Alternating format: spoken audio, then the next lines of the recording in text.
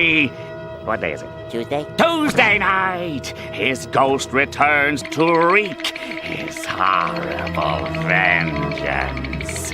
Oh, but tonight's Tuesday night! Then he'll be coming. Fade in. I've kind of lost control of Star Wars, so it's going off in a different path than what I intended. What could possibly go wrong? Judging by this year's Best Picture nominees, you couldn't have a worse time at the movies if there was an active shooter in the theater. Would it kill you once in a while to make a movie that doesn't make me want to take a bath with the toaster? Children of the Atom has 5 new characters.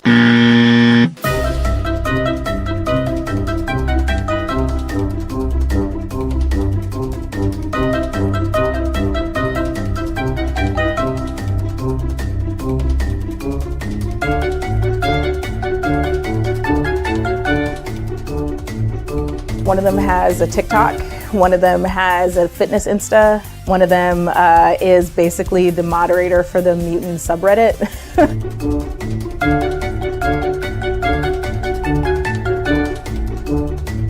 What happened to show business? Did they all decide to quit cocaine at the same time? Did they forget? Did they forget that Hollywood is still the #1 place to go if you're an egomaniac looking to fill that hole from your childhood with applause? Academy nominations used to say, look what great movies we make. Now they say, look what good people we are. It's not about entertainment. It's about suffering, specifically yours. Virtue signaling has already ruined most of the internet, the publishing industry, the New York Times, and most of the colleges where football isn't a priority. Please, at least leave us the movies. Because, in all honesty, I gotta ask, if your movie is so woke, how come I'm falling asleep? Now enjoy the show. Green lights, baby. Let's go. Hey kids, what time is it?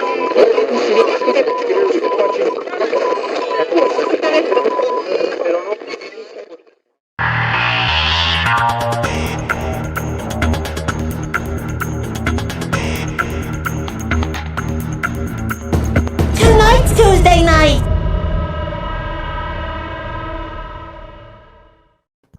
What? How you guys sure smell like flowers. How are you? Okay, how about yourself? Jet lagged, I see. Yeah, it hit me a little while ago. I'm really tired. I know, and I like. But the I gotta hair, say, man. I like the name. I like the hairstyle too. Oh, definitely- thank you. You know, Keith's been to California when you can tell by his hairstyle. Can I let my hair down? That's right. Got your surfboard. Love Wow, the when you name start too. Geek Time Prime. You got to keep that. I will do that. I'll keep that. If he starts saying "brah," then you Yeah. definitely know it's from California. He came back, "Brah, yeah, brah." Green Well, lights, since you're baby. going there. What's that? What's that, Pete? I said green lights, baby. Green lights, baby. Let's go. Green lights, My baby. brah Let's go. below me here it would be Judah Buddha. What's going on? Hello, hello, hello. Howdy, How's everybody doing tonight? We doing I don't good? You pumped? Find You out. pumped? Got your superpowers? You got your super soldier serum? Yes, my super soldier serum. Yeah, now that's everywhere. General Six Slantino. Wow, I think I know who that is. What in the fresh hell is going on? What the fresh hell is going I on? think that's the former Love it. Six. Yes. Here, let's pop that up. What in the fresh hell is going What on? in the fresh hell What is in the going on? fresh hell is going on, bro? Next to me over here, Delta Six. Edson Gomes. How are you, man? The one day of the week I get reminded of what day of the week it is. What day of the week? I guess it's Tuesday because every other time of the week I'm It's like, when you forget. That's the thing. You know, it's funny because I was traveling yesterday, so I kind of lost yesterday. So it's like, if you know when you have those short weeks, but those short weeks are always longer than the regular. Yeah. That's what it kind of feels like. It's like Yep. a Tuesday that's really a Monday. Yeah. Yeah. Below Delta 6 would be Spoiler Pete. What's going on? Hello. Oh, wow. Yes, Mr. Londell, it certainly did. And we're working on spoiling it. Mr. Londell, I watched one of your movies, the recent one last week. Was it last week? Which one? He puts them up like daily. I don't even know what it was called. All right, then. No, what happened was I followed his channel and I got the ding on my phone and I was like, oh, and then eventually I was doing something. And then maybe 15 minutes later, I was like, oh, I gotta watch the stream. And then I watched some black and white movie and kind of like was like, this is straight. They're great. They're like, you know, they're great serial movies, but I don't know the name of it. But I'm gonna watch the next one. I'll watch the next one at the beginning. Yeah. He still won't know the name of it, but he'll watch it. Does he have an archive? He must. Oh yeah, they're there. There's a He's ton on his YouTube channel, right? Movies, yeah. Yeah, they're great. All right. Well, Stacy will not be joining us tonight. Sorry to say. Sorry, folks. Took the night off, so it's just us boys. I hope you're ready. Are you ready? Let's go. I got my super serum. Yeah. Might be a few guests popping in here and there. We'll see how it goes. So, a woman who acts like a kinky puppy makes $10,000 a month on OnlyFans. Who found this? I did. Okay, I have to give credit to the Daily Wire. I was watching it there. Oh, okay. I was going to say, what were you doing on OnlyFans? I know. Well, I was going to say, how did you know? They showed that story there, and I was like, what? So she's all day long. She just acts like, and I was like, how does she make a living? Well, then they answered it. That's how. So she's an optician. Jenna Phillips started an account on OnlyFans for extra cash. After 18 months of posting vanilla content on the fan subscription platform, the Austin, Texas resident realized her longtime fetish for acting like a dog could be much more lucrative. Tell me the internet's not broken. I've always acted like a puppy, but not in a sexual way at first. Oh, at first. I used to pretend I was a puppy when I was growing up, Phillips 21 told the Mirror. Well, my little girl does that too. Uh-oh. Looking back on it now, it's kind of always been there. I just didn't know there was a scene. I thought it was my personality. Why does this stupid thing keep popping up? She met two men who opened her eyes to the fact that her fetish was an entire subculture, and she began posting far kinkier videos to great success. She has since grown a massive online following, gaining over 215,100 TikTok followers since March, and earning enough money via her OnlyFans, $10,000 a month, she told Vice. That she's able to quit working as an optician and dedicate herself to full-time puppy play. Okay, well, starting next week, we will be Tuesday Night Puppies. I hope you guys are ready. Hey, if it gets us 10 grand a month, sure, no problem. Holy shit. I somehow doubt it, but I know. What the hell? It's not going to be the same. Oh, it might be better. 4 middle-aged guys acting That's like true. puppies. It might be much better. You know what? I'm sure there's a market for it. It's like basically the full Monty, right? Yeah. You can go full Monty, Jude. I'll be the concern. I'll be the quiet puppy that sits in the corner and just watches. Oh, internet, what would we do without you? Oh God. I don't know. But wait. I mean, wait, there's more. Well, nothing to that effect. Oh, I gotta say, Edson, thank you for pulling a lot of these stories, including these weirdo stories. I love when they just happen and you don't go looking for them. Yeah, the weirdo stories are good. So while we're on the dog thing, we'll just... I love this one. Excellent. Has anybody seen that? Oh, I did see this. Segue. It's hilarious. Yeah, it's really good. I love it. Yeah, it's good. It's good. Yeah. So Rex Chapman tweeted his dog that he's watching Star Wars. Golden Retriever, right? Sure. Yep. And Yep. Hang on, let me pause this and bring it back. Got to put it full screen. Yes, I will. How's that? I love See it. Perfect. Good. Perfect. Oh, I got to unmute it. Here's what happened. We might get nailed for this because the sound on TV. Okay, that's right. I'm gonna mute it. Well, we all know what the scene is. Yeah, you yeah. can probably play back every little detail in your head. If you haven't seen Shall we Star all Wars, sing along? yeah, right. If you Spoiler haven't seen alert, Star yeah. Wars: A New Hope, run right now. Go watch it on Disney Plus, and we'll wait. Come back. Should we Foley it? Yeah, we'll follow it. Okay, go ahead, Jude. You do it. Oh God, no! Don't put me in the spot. And there's the dog, and he's watching Star Wars. Dun dun dun. Uh-oh, here comes Mr. Da, Vader. da, da, da, da, da. I like Oh, when that's hilarious. He's like, It gets better. It gets he's better. like hiding. he's like looking up. Oh. How awesome is As that? Darth Vader takes them out. Oh. Darth Vader just scared the crap out of that poor dog. Oh. That's fun. At least there's somebody who can appreciate those good old movies. Now, will that dog earn $10,000 a month on TikTok? That's the question.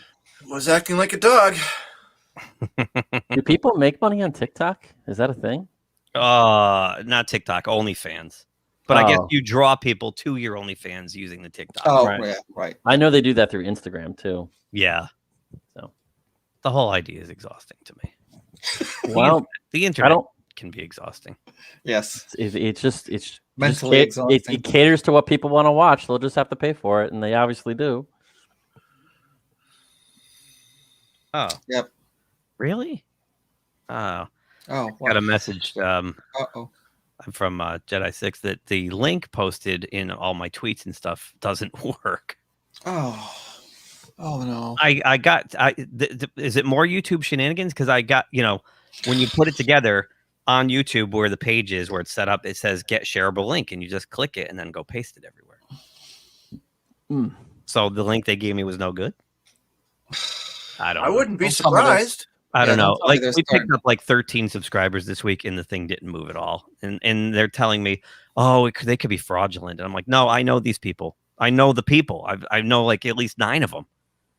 So come on, yeah. Hey, Explorer. Explorer, what's going on, man? My most recent tweet. And you know what? I scheduled those like Oh, yeah, yeah. Sunday. I just scheduled them all. So yeah. Oh, boy. Shit. Oh well.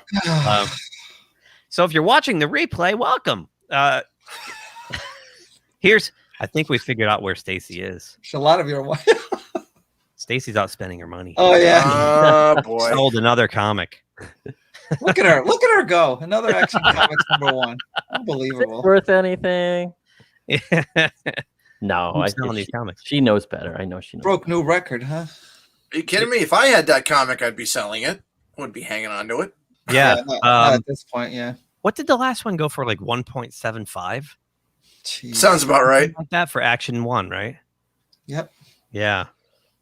So one of the few copies of the comic book that introduced him into the world is sold for a supersized record-setting price. The issue of Action Comics #1 went for $3.25 million in a private sale held by our very own Stacy. No.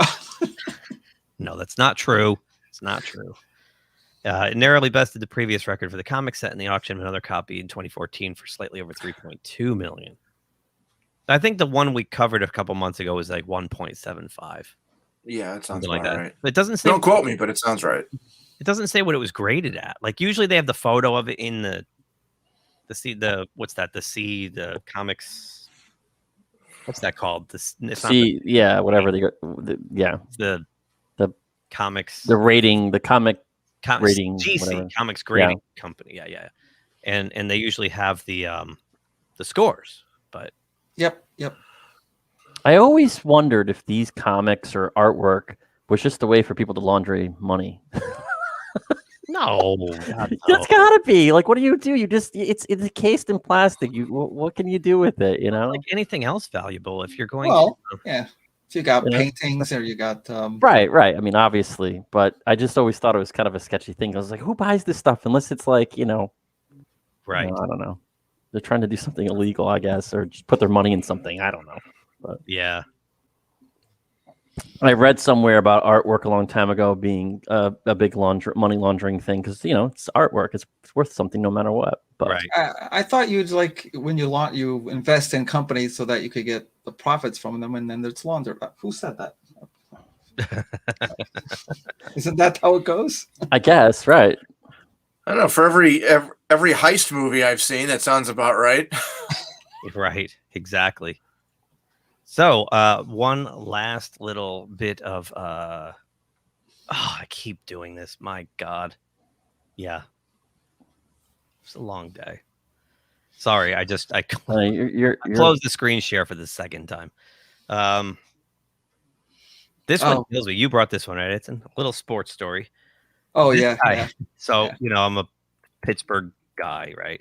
Mm-hmm. Steelers, Pirates, Penguins. And the Pirates are just abysmal.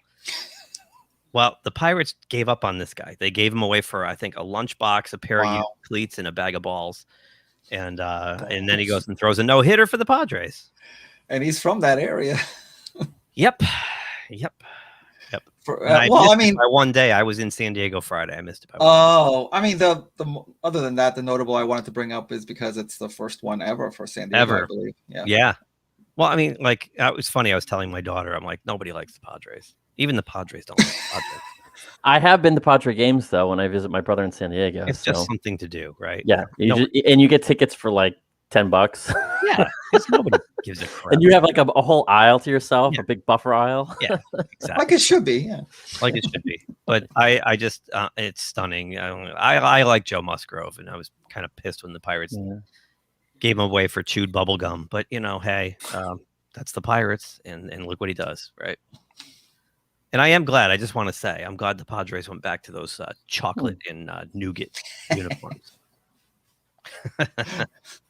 Yeah, I do like those better. Yeah.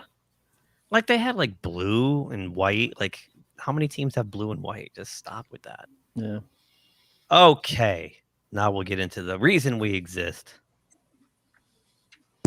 That was just the appetizers now. Yeah. This is the reason we exist. There are 4 people on the panel. Should there be? That's a good point. That is a good point. Here, let me go. Now there's 5. There we go. That's great. Wait. Oh yeah, here we go. Yeah. New rumor claims that the Falcon and the Winter Soldier viewers turned off the show after BLM messaging. Now, I saw Doomcock report this. This is strange. So anyway, all right. So Doomcock claims that a source communicated to him that the tune-out timestamp TOTS for the second episode of Falcon and the Winter Soldier revealed viewers stopped watching the show before the episode ended. As explained by Overlord DVD, TOTS is logged on Disney Plus whenever a viewer stops watching a particular movie or television episode. It's useful to the bean counters at Disney Plus to note when they lose a particular viewer because this can give them valuable data about how the show is doing and what the viewer thinks about it. He goes on to state, this source claims that around 5 p.m. on Saturday, across the board, the time tune-out stamp numbers for the second episode of Falcon and the Winter Soldier went crazy, with people turning off the show in droves all around the same part of the show within seconds of each other. Oh, wow. I haven't been watching this, but I went to this scene. It's like it's Sam and Bucky just having their banter. Just you know how they banter back and forth with the jokes and stuff like that, and they're having this conversation. And a cop car pulls up and just starts in on Sam. Like, how obvious can you be? It's like you go and target the person. Just say, "Oh, is everything all right here?" And he turns to Bucky and goes, "Is he threatening you or something to that effect?" It's like, are you kidding me? It's like, had ham-fisted. Yeah, how would you like your allegory served up today? So Blatant or stupid. obvious? Not even realistic. It's like. No, it was definitely, it felt forced. It definitely felt forced. Wait, and hold on. On your old menu, I used to get blatant with the side of nuance. No, we don't serve nuance anymore. It's basically it's blatant, obvious, and slap you in the face with it. Yeah. Well, I don't want to eat here anymore then. It's that. I mean, my entertainment back. Yeah, right. Who wouldn't recognize Sam at this point? Yeah. Right. Exactly. He's not exactly wearing like a full mask. He wears goggles. But Edson, they've done that trope throughout the whole entire series. They've done it like 5 times. Like, well, do you know who I am? Oh, I know who you are. I was like, really? What, he puts on goggles. That's it. I mean, it's not like he puts a freaking mask on. Right. Yeah, exactly. Right. Is there an echo? Oh, you saved the world. Oh, I forgot. And then he's talking to this kid, and the kid says, my father said it should be Black Falcon, not just Falcon. And then Sam's like, well, then should you be considered a black kid, not just it's like something like this. Where's this dialogue coming from? I don't understand. I've the last couple of days on Twitter, people are killing this show for being so bad. Yeah. It's like that one guy who's right when they're finished the cut. No, excuse me. Like, I love how you edited this, but we got to do something here. And you just kind of turn around, and like, ugh. It's got to be somebody who just basically needs to get that in there, Yeah. Overlord DVD then quotes his sources to say what would cause. I hope so, Mr. Londell. I really hope so. I know. I hope so too. What the cause would be for all these viewers tuning out at the same time. The source says, my jaw hit the floor. I couldn't believe what I was seeing. All the turnout was the cop scene where it clearly shows they were ready to pull their guns on a black guy who was arguing with a white guy. It's clear this was the message. The YouTuber then states, so in other words, Disney felt like sticking a Black Lives Matter message smack dab in the middle of Falcon and the Winter Soldier episode 2. And what do you know? Apparently fans who are sick to death of bad news and tragic headlines decided they had enough and turned off the episode. Overlord DVD then claims, according to his source, that over the course of Friday and Saturday, a full 79.9% of people that were tuning in stopped watching at that point of the story. That number would apparently increase over the next few days as well, Overlord DVD states. According to the source, over the next few days, the TOTS average went up to 83.49 overall, which means that 83.49% of viewers turned off the episode at almost exactly the same woke point. I turned off the episode because I just got fucking bored. Well, maybe that's it then. Maybe it's not the scene at all. I'll be honest with you. I didn't finish watching this. I literally, and I think it was this episode too, that I totally want to watch something else. I can't. I hear it's not good. I hear it's not that it's not good. It just has no. It's like basically nothing's on TV. So what am I going to watch? Kind of thing. The thought now is that both this and WandaVision were like movie scripts that were kind of laying around and not finished. They just added them out and made them into series. Yeah, I liked WandaVision, but I think it's because it was different. This doesn't seem different. This seems like every other show that you've watched before. You know what I mean? With these two characters and and I feel bad too because I know Sharon Carter. That was a chance for her to have more screen time, which is a character I like from the comic books. But they're going to throw her into this mess. I mean, I already saw some story about how people are mad at her for having a kiss with Steve Rogers because he belongs to Peggy. That's so stupid. It's like, first of all, did you ever read the source material? Because they've had a really long relationship. Are there Sharon Carter and Steve Rogers? So that's kind of wrong to begin with. That sounds like Raylo behavior. Yeah, it does. Kidding. And they don't even have their information correctly. So, oh boy, I'm not even watching it.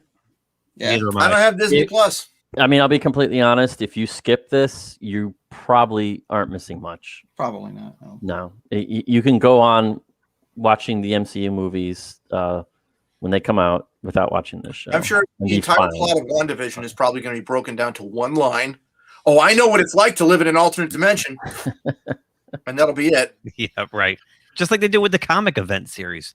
Yeah. You go like, oh, you got to buy this one and this one and this one and this one to get the full story. But it's like one or two panels that actually tie to the event book.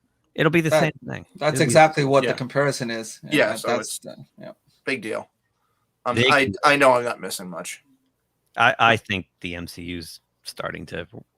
There's a chest rattle. We'll just put it that way. Yeah. I mean, they got to do another Guardians of the Galaxy, I think. They just have to come up with something completely unique that people didn't think was going to be popular. I really hope they don't. They're trying that with the Eternals, Jude, and it's going to fail. Nobody wants the Eternals. Nobody wants the Eternals. No, even the Eternals don't want the Eternals. Right. Yeah. Well. So, Pirates and Princes. It's easy for you to say. It is. You see that? I just rattled it right off. It rolls right off the tongue. It does. It's like poetry. I was just hunting around for stuff, and I saw this, and I'm like, well, it's not a big story, but I'll throw it in. Walt Disney shares dropped 0.75% to 186.49 Monday, which isn't a terribly good day for trading all the way around. As of writing this article, Disney stock is back to 185.62. However, here's the big story. Disney stock performed worse than competitor Comcast, owner of theme park rival Universal. Oopsie doodles. Yeah. The bottom line is like Disney's just getting their little empire. It's like death by 1,000 paper cuts right now. They're just getting chipped away at. Everywhere they turn around, they're getting chipped away. And it's just, this is what happens when you go crazy and buy a bunch of shit. Yeah. And think you could put your sticker on it and it's just going to carry you to financial bliss. I completely agree. What I think will be interesting is when their movies do start coming out, they can't just fall back and say, "Oh, we're not doing that well because of the COVID." Because guess what? Godzilla versus Kong is killing it in the theaters. Right. We're gonna get there. Oh, sorry. No, it's fine. I was trying to make a point. I don't know why. I mean, I know why, but I don't know why. Yeah, so Disney will not have any excuses if their movies fail. Oh, they'll come up with something. Oh yeah, they'll come up with something. Did they release any action figures for the movie yet? I haven't seen anything. For what? Godzilla versus Kong? They've been out for months. They've been out for months. Oh yeah, try going to Walmart. I've seen the NECA collections, but I haven't seen any at Walmart. NECA lost. Oh yeah, no, they've been wave 1 forever. Yeah, which was just Godzilla and Kong, but now they've got the Skull Crawlers and Mecha Godzilla and oopsie spoilers. That's all right. That's what you're known for. I finally saw it. Okay, good. Oh, yeah. good. Yeah, and Mr. Londell, I think Disney's way too big. They're not going to do that to Disney, though. They should, but they're not. But I would not mind seeing Disney start to sell off some of those properties. Holy crap! What? Yeah, I'm sure Lucasfilm is probably going to be on the. I went to Big Bad Toy Store and there's a Godzilla versus Kong Godzilla bust, and they're selling it for $1,700. I'm like, who would buy that? It's pretty nice, but Robert Meyer Burnett or Az, that's who. If I had the money, I'd buy the full size figure. There's a full size figure. What do you mean? I'll find it. I'll find it. Wait, what? Where are you gonna put that? On your lawn? Well, wait. When you say full size, not 400 feet tall. No. What's Full the size scale? is in like it was molded. It was poured from the same molds that made the suit. Oh, okay. I mean, I actually have a head of a Godzilla head that was poured out of the same mold that made the suit from '89. You showed me that, yeah. Yeah. On display at the Witch's Dungeon in Plainville, Connecticut. I thought you meant like you said it was real size. So yeah, I'll find it. It's a big. Wait, it's a suit. It's not. It's the same size as a suit. Yeah. You could be like 50 miles away. Where's your house? The one with the Godzilla in the front yard. Just share your screen, Pete, and I'll pop it up. I'm working on it. Okay. There it is. So I did go see it in teeth rattling Dolby Digital with my daughter. It was, I think so, right? 5 or 6 feet. Yeah, tall. we confirmed that. Well, no. Even though it'd be an awesome idea, but to make it 400 feet tall. That'd be that'd be like great. one of those car dealerships where they got the big inflatable Yeah. in front. He's like, "Oh," you know. And if they made like a The limited monster of a run, deal. people would buy them. I know they would. Here we go. Bip, boom. Thinking. Oh, it's Batman and Superman, huh? It's the whole DC universe. There we go. That's awesome. Awesome. That is awesome. That is cool. Wow. So 40 grand. it's just a figure You get that the you whole can't climb. suit. You get the head, the tail, the whole damn thing. Is it a suit? Is it a suit or is it a figure? It says figure, but can you get it's into a figure. It's a figure. I suppose Yeah, if you really wanted to, but So it you'd have doesn't to like destroy open it. up the back and you just climb. Awesome. No.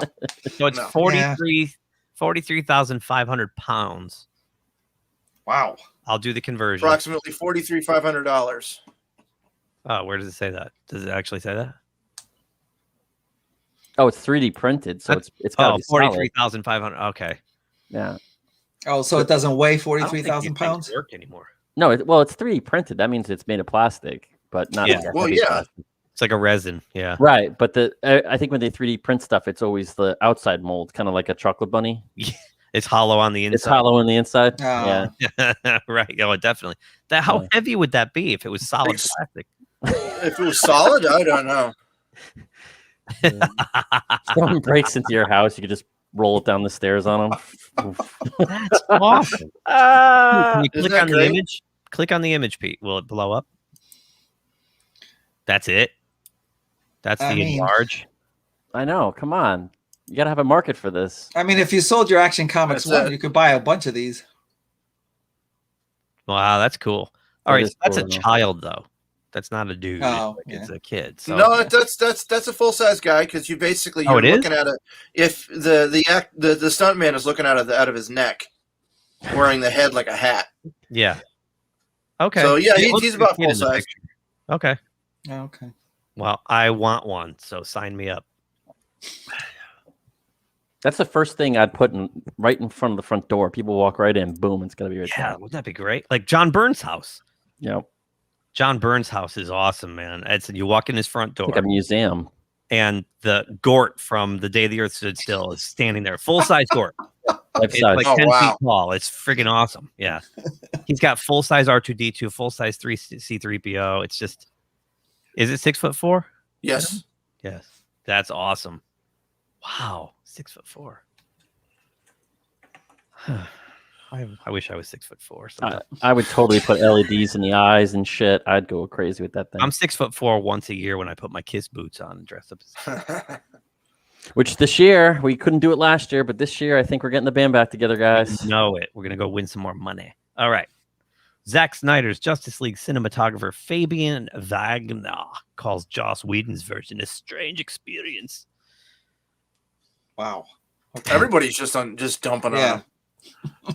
Well, I forgot how bad Steppenwolf looked. It was really terrible. It was awful.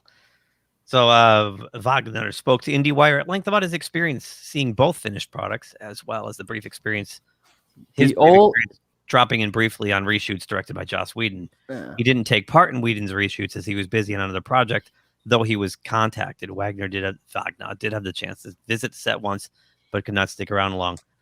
I was actually shooting a movie in the same studio space where they were doing the reshoots, so I only dropped in on the set once, which was a strange experience, Wagner said. It was very different than what I experienced with Zack, so I wasn't there for long. He also remarked how strange it was that reshoots were given a 7-week schedule when on average reshoots get 2 weeks. And obviously I knew how many days they were reshooting, so that kind of sets off the alarm bells. He said, you think, wow, that's a lot of, how's that going to work? He wasn't sure who filled in for the reshoots, but the likely candidate is Justice League's second unit director of photography, Jean-Philippe Gossart. So, 7 weeks of reshoots.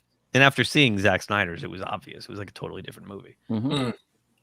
God, he looks like a shrinky dink that came to life. That's how bad his fucking special effects look.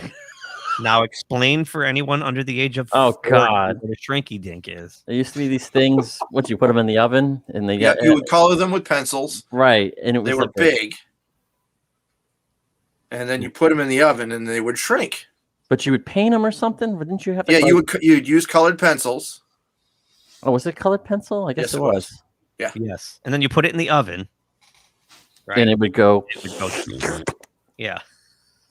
And it's really just melting plastic in the oven. That's what he looks like. Go scroll up. His helmet looks like you made it out of a fucking shrinky dink. Yeah. It's all glossy and shit, and it's awful. Colored pencil. And it's amazing because some people are like, "Oh, I didn't see much difference," and I'm like, "What?" The way his armor, it was like Transformers. Oh, I love how it would, and the spikes would come out of it, and right. I thought actually maybe the same animators for the Transform movies did his costume because it rippled like that. Well, Weta did the effects. So Weta, the Jackson's. It's on New Zealand. Yeah. So, Katie Sackhoff. We know Katie, right? Love Katie. Sure. Whoops. That would help if I was in the right window. Katie's cool. So she did an interview. Where'd she do? Looper. She did the interview with Looper. And they talked about the last. Pete, you still haven't seen it, have you? About the Mandalorian? The last. No, I haven't seen. I've seen that scene, but you didn't see anything leading up to that scene. No. Okay. Well, there was a scene where they split. So Mando, Who does he go with? Does he go alone? I'm trying to remember. He goes to rescue Grogu from prison with Gideon has him in the little cell. And Cara Dune, Bo-Katan, the other Mando girl, and there's one more. What's her name? Cara Dune. Agents of S.H.I.E.L.D. I know who you're talking about. Ming-Na Wen's character. Yes. I forgot the name of the character. Fennec?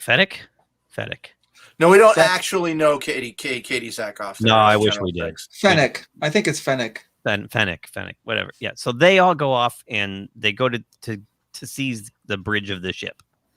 So there's a scene, and it was, they're going and they're kicking ass and they're beating up all the stormtroopers and whatnot, and they get to the bridge to, take control of the scene. So they ask Katie about it, and she says this: the reason why that scene at the end of Mandalorian worked was that they didn't talk about the fact that they were women.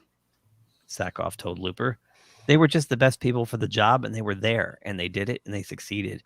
We didn't stop to be like, female power, woohoo! You take the lead because you're prettiest. You know what I mean? This was just the crew that was available. Yes. Just like in hello, Mr. Tinkle Trunk. Oh, Mr. Tinkle Trunk. Didn't I just see you recently? All I think of is the end game scene where they all the girl power scene where they all power mode. She's got help. Dun dun dun.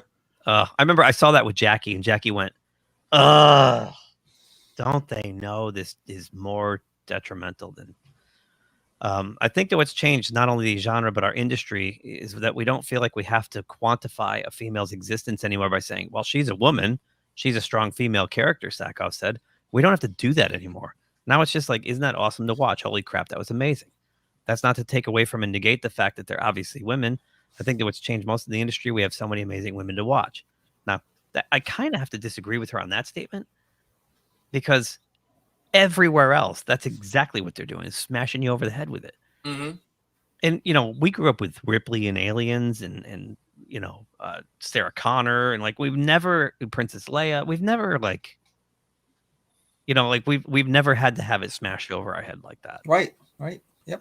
It's just recently where they have to smash us over the head with it. And to be completely honest with you, I think it's because of the Ghostbusters. I wouldn't be surprised if it had something to do with that. Yeah. Because the Ghostbusters, the fallout just from the trailer alone. And that was the first time I've ever seen a director and or a cast just aggressively attack the paying customer.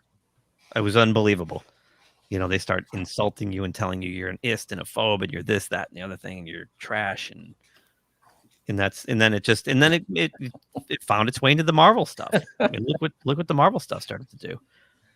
Yeah, and it's like, it's not just how about just all of these female characters, they have to just come on and just insult the male character. What's the point of that? Or put them down? And I agree. It's like that's their purpose, to come on just to tell the audience how superior they are to everyone else, or especially by taking somebody else down. It's like, come on. Right. Yeah. Right. And that's what we appreciate about the first Wonder Woman. They don't do that. Her and Steve Trevor, I was going to say Rogers. Close enough. Work together. They both crash a plane. Yeah, she never does that. I mean, when she obviously is, Yeah. Right. But yeah. Yep. Yeah, exactly, Mr. Londell. That is, I want to read that. If you do an honest history of women in Hollywood, you'll find strong female characters all over the place, especially in Westerns. Absolutely. There you go. Absolutely. But as we know, a lot of these people now who are writing this stuff are not screenwriters. They're not industry pros. They're activists that were given jobs, and they don't have any kind of film history background. They don't have any source material background if they're adapting comic books or whatnot. They don't do their homework. They don't know these things. And these movies are old, therefore they're problematic. Exactly. And would it be terrible of me to ask how old they are or what year they were born? I know that's terrible, but no, because they don't. No, but a lot of them are not. We saw that Warner Brothers hired that weirdo Yale professor who's it's like a QAnon weirdo or something. or Blue Anon. Isn't that what he did? He's been part of Blue Anon. Yeah, it's part of Blue Anon, which I've never even heard of until we started talking about it in the last show. Yeah, exactly. So I've never even heard of this. These are not like film scholars. These are not people who are indoctrinated into the art of cinema. These are people who want to go push their agenda. Right. And that's the difference right there. I mean, it's soup to nuts. That's the difference. It's just they don't come from the old school of enjoying and having the passion for cinema. It's maybe just they have a degree in ethics, and all of a sudden now, I can tell you what to do. Eric July did a really good video. I want to say about 2 weeks ago about this, especially it's mostly about the people making the comic book movies, but how it's just for them to it's a personal agenda thing. And, he's a big comic book guy, and he oh my gosh, yeah. At least he has the authority to talk about it, because he certainly does. He certainly does. All right, guys. Since we're on Star Wars, nothing but High Republic. What the hell? New details revealed as of today. This is hot off the press. 8:48 Eastern time. What's up? Oh boy! Is that a low top? I haven't seen a low top since the 80s. What? A low top? That was a hairstyle. Oh, that. My brother-in-law has that hair. He's had it since high school.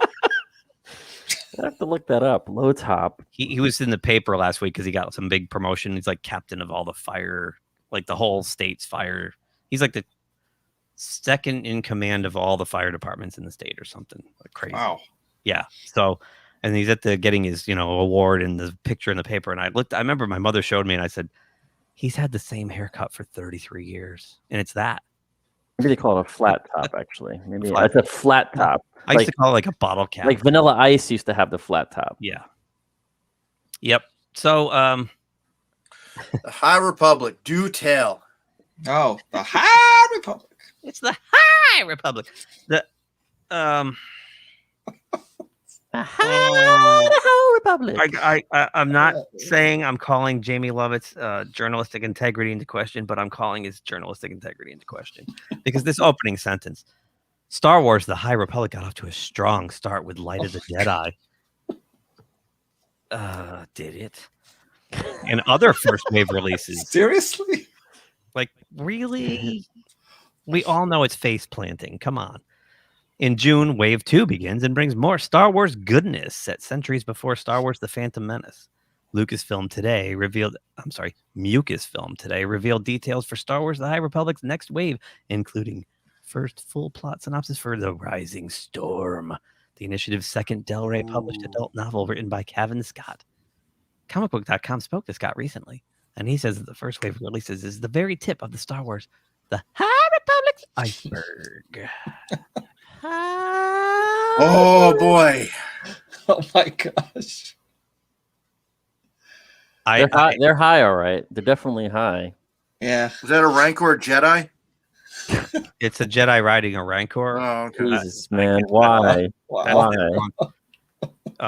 Why? How does that even happen? Note: if you purchase one of the awesome, tell me this guy's not like shilling for Lucasfilm. Oh my god! If you purchase one of the awesome independently chosen products featured here, we may earn a small commission from the retailer. Thank you. So you can Jedi mind trick the Rancor so you can ride it into battle. I don't know. Why don't you get it and read it and let us know? The Jedi mind trick only works on the weak-minded. So yeah, here's what's out now. All this. Wow. There's the Rising Storm. There it is. Wow. Which that one actually looks sort of like Star Wars compared to everything else, we've seen from this. It looks, yeah.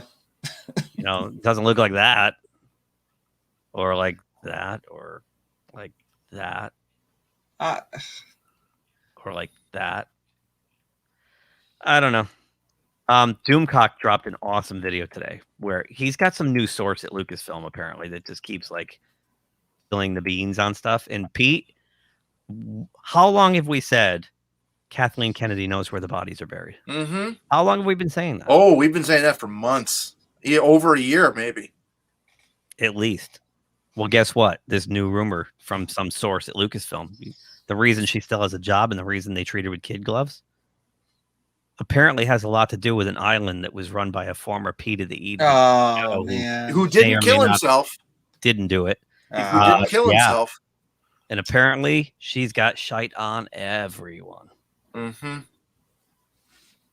And the also in his video, he reported that she killed the EU, the extended universe, so she could plagiarize it and turn it into this. The High Republic is basically a plagiarized, reskinned, bastardized extended universe. In fact, she borrowed lifted entire plot pieces or something, I guess. Man, you gotta be kidding me. No, that and again, it's all rumor, and it's on Doomcock's channel, so yeah. But I buy it. But it makes sense.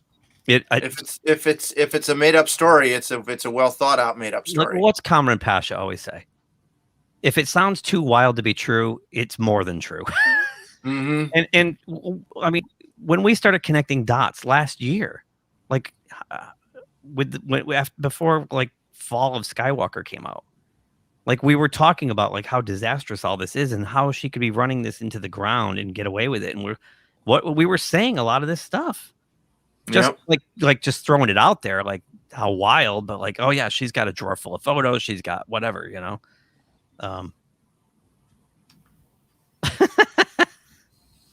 That's not fair.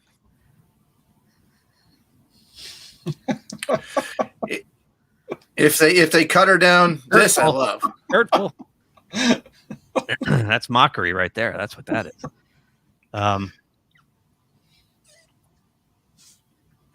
Yeah. So I've lost my train. Threw you off there, didn't it? Well, like you said, the more outlandish it sounds, that's true.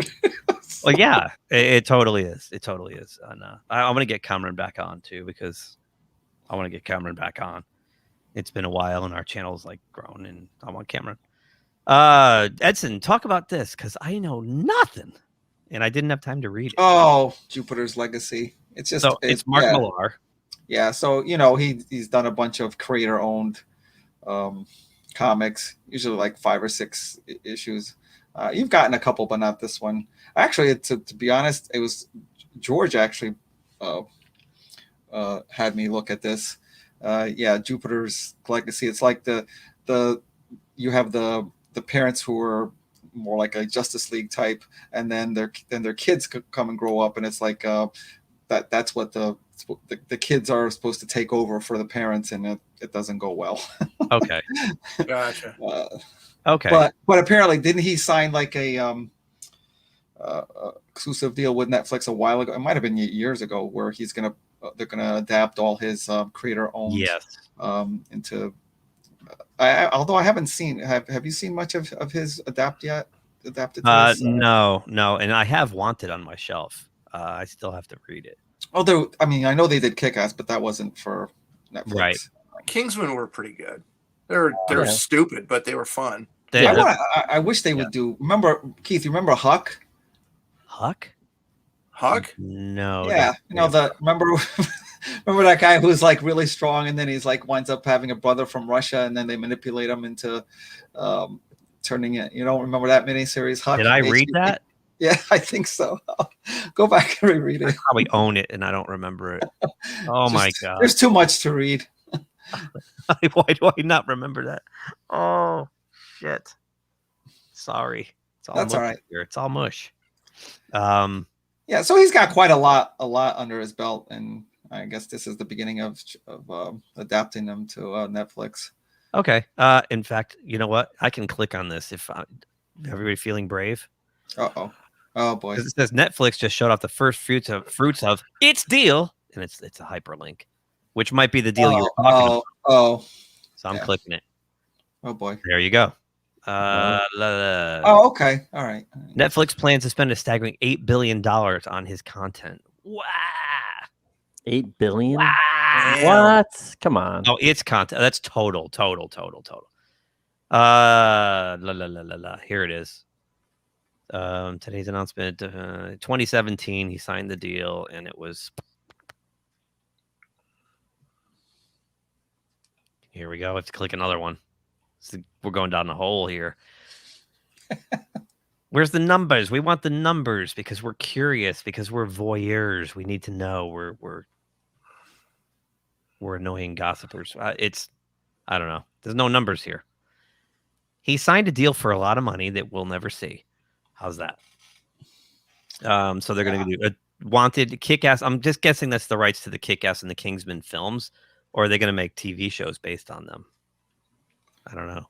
That's what I thought it was. I thought the deal was supposed to be, making TV shows out of like not just those, but all of his all of his stuff. So Jupiter's Legacy is now a new live-action TV series based on Millar's comics of the same name, which seems to be setting up an intergenerational conflict between a team of superheroes and their potentially less heroic children. Yep. Interesting. Okay. I know, and I'm already behind on Invincible already. Me and too. Superman and Lois. I am too. And I keep saying, yeah, I'm going to get my Superman and Lois review done like this week, and I haven't finished the 5th episode yet. Sin City TV series. Yeah, I heard about that too. I don't know what's happening with it. That would be it's fun. Still in the ether. And was Robert Rodriguez attached to that? Because probably he'd have to be. He would have to be. All right, Edson, I'm counting on you to ride co-pilot, ride shotgun with me the whole time here. I haven't been able to read a lot of these. Well, if I brought him up, I should know some, but you should know this one. If you don't know this one, you're fired. Big one. Oh, you don't get paid. I know, but this is like seemed like I didn't when I was reading this, I didn't realize that the rights had been up in the air for all this time. In terms of showing, Robotech worldwide. I mean, and then they in more like had they been like re-upping this deal, the properties of it, the Robotech property over and over again until these two came Harmony Gold. Yeah. Yes, they have. But then this looks like it's like this big breakthrough where they are going with Big West to do this worldwide release, which seems to be able to open up a gateway to like where the movie with this so-called movie had been stuck on. So I don't know if hopefully that kind of opens that up, that we've been hearing about, this live action movie for so long. And Tobey Maguire optioned the rights to make the movie, right? Yep. Yes. It then just got stuck in development hell at Sony. Like it went through like 12 directors. Like every year at Comic-Con, they had a panel for it, even in New York Comic-Con. And you go to the panel and they're talking about like the development of the movie. And then the next year you go and it's a whole new director, producer. Like, it never went anywhere. But this seems to be where it was stuck, with limited release. And now, they finally came to this agreement with this Big West company, and now for releasing this worldwide, not just the original Robotech series, but like all the follow-up movies, and of which some I haven't even caught up on yet. I was just hoping that something like this would kind of jumpstart an actual theatrical movie. Yeah, I know that Macross 36 episodes. It's set up perfect. It's a 3-act thing. Like you can have the 3 movies that have a perfect jumping off point for each one, and then it would be the greatest if they don't mess it up. If they adapt it faithfully, it would be amazing. If they adapt it faithfully. How long have you been working on this show? Yeah, I know. Well, that's why actually when Tobey Maguire's a massive fan of this property. I think he would have produced it properly. He would have handled it properly. I mean, you have to update some of it. Some of it's just fucking stupid. Yes. Yeah. I mean, some of it's just outlandishly stupid. Like, I'm thinking right off the top of my head, I think of that third or fourth episode when their little plane, they're out in space and there's a hole in the plane and he puts a rag in there to stop it. And like, just everything is like it's sealed off out through that hole and be, space puffed in a split second, And then he goes out and gets the frozen tuna out in space. Oh, right, with a scarf around his mouth. Right, exactly. That's not gonna work. What? Yeah. I think if they're not gonna do a movie, that I think what they should do is kind of like not a remake, but like an update to the series with fixing those type of issues that you're just making up. Which they did. I don't have this on one of the stories, but I should have. That they did that to Star Blazers like 6 or 7 years ago. I know. Yeah. I just caught up with it. Like I just started watching, and it's amazing. It's amazing. It's so. Obviously, I love the original story, but what they did with the an update to it. It doesn't change the story, but so many details just add so much authenticity to it, and the characters are so much fleshed out. It's amazing. I think I could be wrong because I'm trying to think of what podcast I was listening to, and I think it was Inglorious Trexperts, and Robert Meyer Burnett was on. It was the Babylon 5 episode, and that's why I went and got it, because I heard this. Yep, you talked about the Star Blazers. Okay, yep, I knew I heard that. That's where I heard it, and I couldn't believe that I hadn't like checked this out all these years, and then I went and got the Blu-ray, and I'm like on the 9th episode, and it's incredible. It's really good. I cannot wait. Just again, dropping a little preview of coming attractions. Robert Meyer Burnett is signed up to do 3 of our James Bond movies. Yeah. I'm so excited. Can't wait either. I know, it's awesome. So I wish they would do something, at least something like that to this series. Like if they're not going to do, a theatrical movie, just do what they did with Star Blazers. Just do an updated version of it. Just get that, like that, some of that ridiculous. Yeah. Just, Which can't, I mean, like these two, Robotech was 85 when we saw it. Star Blazers was in the 70s when we saw it. I mean, obviously you're going to have that. Not only that, we saw it in 85, but it was produced in 81, 82. Right. So it's the leaps of logic in is, but I mean, for an animated cartoon show, and when we saw that in the 80s, and like they destroy the earth, like it just gets obliterated, like. And there's just like pockets of civilization left, and main characters dying and early on, and it's just like early on you think that Roy Fokker is the protagonist. Yep. Well, he certainly pushes the whole action early on. Right. So there's even a line there is like, if it wasn't for the Skull Squadron, which he's part of, we'd all be gone. It's like, so basically he saved everybody. Exactly. Gary, how are you, man? Hey, I'm doing okay. I only wanted to stop in for a few minutes because I'm just swamped with artwork today. Nice. Well, that's a good problem to have, my friend. Yeah, working on that new movie poster thingy for Gary Jones. Right. Awesome.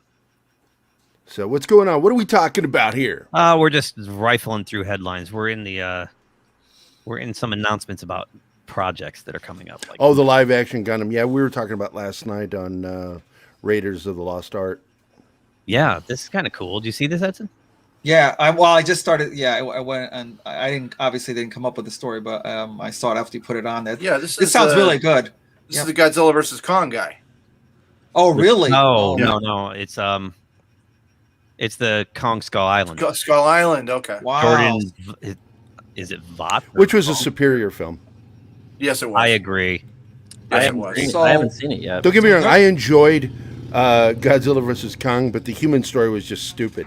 It was. Whereas the story within Kong Skull Island was good. That was more interesting. Yes. Yeah. Yes. Oh, definitely. I couldn't believe I probably one of the last people on Earth to see Godzilla. Mad Mardigan was so out of it last night, not paying attention, that when he heard us talking about this, he thought we were talking about the song Gundam Style or whatever that is. He was completely confused on what we were talking about. Like, wait, what are we talking about? I mean, if this goes through, this is going to be great. Wow. Yeah. And well, we know that he's a good action director, so we'll know the action will be good anyway, right? And Netflix is hit and miss. It'll do some good. Like, I don't know if you guys saw the new trailer for the animated Godzilla movie. I did. It looks fantastic. It does. Yeah, I'm really looking forward to that. But their last Godzilla one anime was horrible. Oh, those three were a cure for insomnia. Yeah, they were terrible. But then they made up for it with Ultraman. Did they? That was better?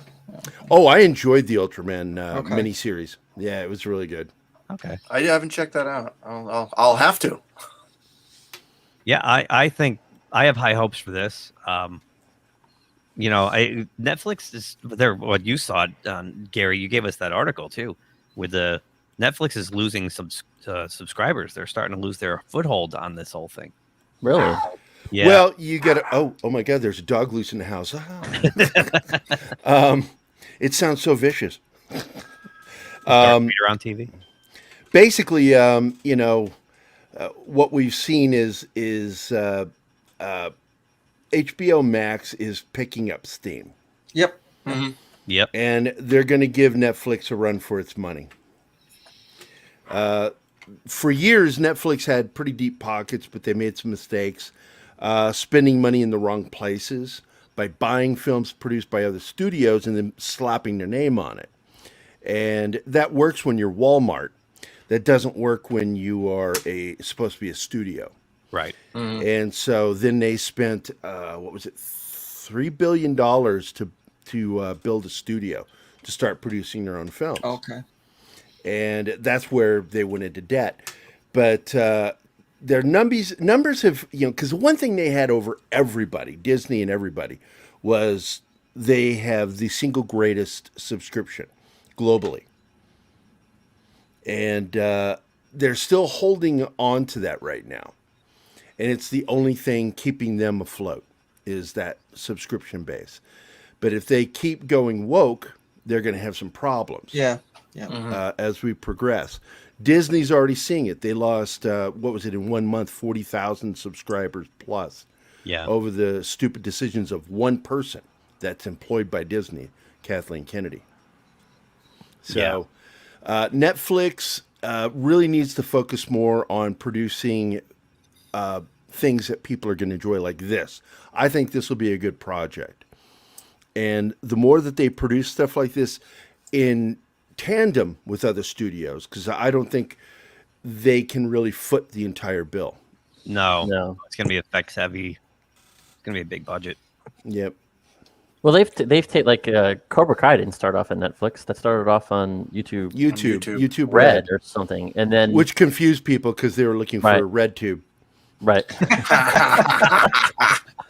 So Netflix that you fuckers got that joke. Shows what you guys do. Plus, Netflix just signed with Keanu Reeves with his new Berserker. Right. Oh my God, that looks so fucking awesome. So that might help them out quite a bit. Have you read the book, Gerry? Berserker? No, I have not. I haven't had a chance. I think you can read it in about 3 minutes. There's hardly any dialogue. Yeah, there's only one issue out so far. You're an artist too. You'll actually spend a good half hour just looking at it. Well, I was drooling over the artwork that was online, and I did contribute to that. So same. I don't know. I'm stoked about it. Yeah. Well, Garney's layouts are great. Like the storytelling through the layouts is great. He's a very cinematic artist. Yes. Which is my preferred, because like when I do comic books or graphic novels, I visualize it as being like a movie, and it should feel like a movie. It certainly does. Yeah, and it's got that John Wick violence to it. So it's Keanu. That's what he does. Yeah, I think you'll enjoy it. Keanu can do no wrong, in my opinion. No. I think the worst thing he's ever done is The Lake House. Yeah, I'll give you that. I don't know, that new movie he's in with the two young girls showing up at his door. Did you guys see that? That freaked me out. I couldn't watch it. That was a weird movie, man. I hear that it's a really good suspense thriller, but I couldn't watch it. It's cringy a little bit. It's too creepy for me. Cringy, creepy. It's kind of like John Goodman was in that Cloverfield movie. Yeah, it's a bit skeevy. Yeah. There's another movie called Hard Candy with what's her face in it. Yeah, I saw that, and that's a movie you only watch one time. It's you can't watch similar that to twice. that. You watch that movie, and you're like, whoa. The roof scene at the end of that was like intense. Right. Roofy scene? What's that? The roofy scene? No, the roof scene on the roof at the end, where she gives him that option, and to get out of the deal, and it's like that's fucked up. But that's how I felt when I watched that movie. I was like, oh, this is a little off. Yeah, I need to take a shower now, so I feel better after watching that. Sometimes you need a good shower movie, Yeah, Elliot Page is in it. Elliot Page plays the main villain, I guess. Yeah, back when she played a girl. That's gonna say that. I just can't wait to see what they do with Umbrella Academy now. That's gonna be fun. Are they gonna go back and change all the credits of all those movies to Elliot Page or what? I don't think so, because it's two shows before. Hey, Kaylee. I don't think so either. Hey, Kaylee. What's up, Kaylee? One more anime thing. Demon Slayer is coming to America. Yep. in theaters April 23rd. This thing's been killing it. Yeah, this is a monster over in Japan. It's unbelievable. I have not seen this, I don't think. It's last check, it was almost at $400 million in Japan alone. Right. I didn't even think it came out of Japan yet. I mean, now obviously it does, but I didn't realize that where it was showing outside of Japan. It's until crushed. this. I zoom in a little bit here. I might have to go check this out. Yeah, I think see what all I the buzz is about. I mean, I know I'm not really an anime guy and I'm not a manga guy, so I don't know. But this thing's supposed to be like the hottest thing since. I tried reading manga, but it just was weird. The climax was at the beginning, and then it ends at what should have been the beginning. That because of you, that's what they put the warning signs now. Not to start there and to go back. Don't read the first 3 Just so you know, I've been reading manga since the 80s. So. I know. Good shower movie starting with the climax. Oh boy. Yeah, the shower movie. Like the money shots at the beginning. Yeah, I did the same thing when the first time I got a Japanese comic. I read it the wrong way. Yeah, well, I did that too. The first time, I'm like, "What the fuck is with this comic?" And then I'm like, "Oh, Japanese." They read the right other to way. left. Okay, right. I think they told the story backwards. Yeah. Oh, jeez.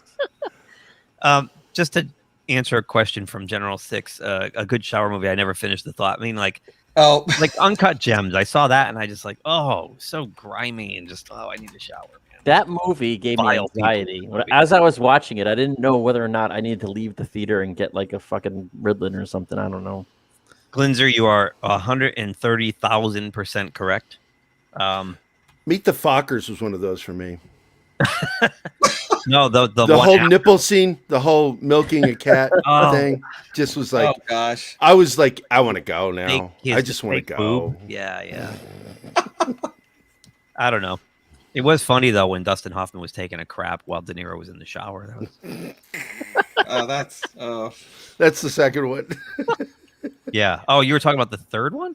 No, isn't it the first one when he first meets him that he wants that he says something about milking cats, anything with nipple. You can milk he's anything like, with nipple. Can you milk me? Well, you can milk a cat. Is that what you're saying? Wow. Anything with nipples.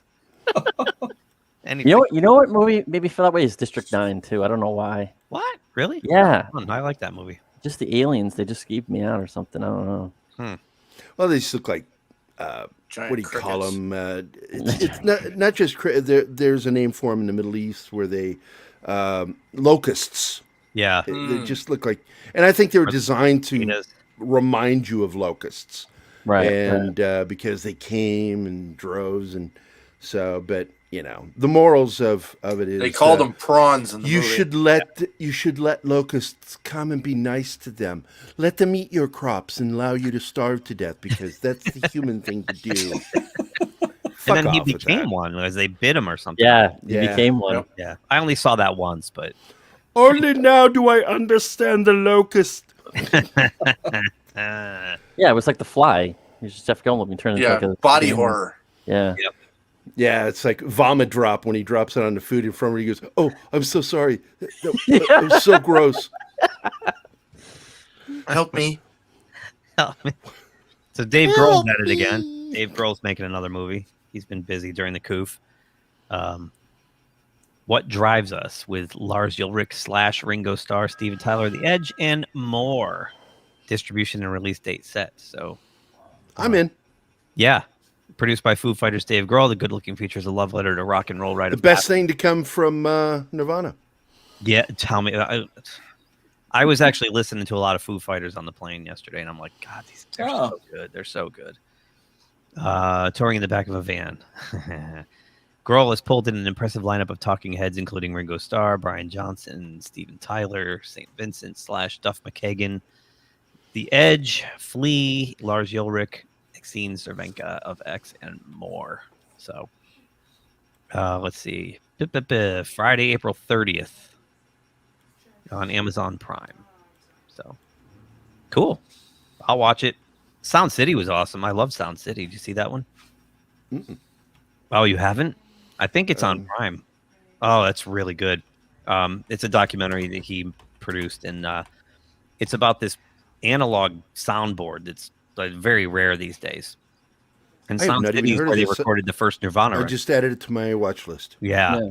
And Sound City was closing. Like every big act in the world recorded at Sound City, and that's the first Nirvana record. So he bought the console and he brought it in and put it in his house. And then like he invites over Tom Petty and Paul McCartney and all these guys, and they all start recording songs with it. And it's a really amazing. Dave Grohl is just a student of music. Yeah. Of all genres, all types of music. He's one of the top 3 screamers in rock and roll. That too. You know what's really go ahead. No, I was going to say, and I very strangely had lunch with him. We shared tacos. That was funny, but you bumped into him by accident. Which he came. Did you have one of those like moments where you're eating and you found out you're eating the same taco and end up in a kid? We locked eyes. I was like, Dave. But it was such a random encounter. Like you literally walked into the place and he was there. He walked in. I was already there. Oh, I thought you walked in. No, he was.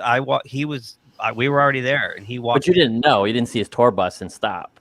No, we were sitting there eating, and my friend Sue, who was obsessed with him, said, "Oh yeah, my it's God. Sue that's obsessed with him, not you." No, seriously, I wasn't.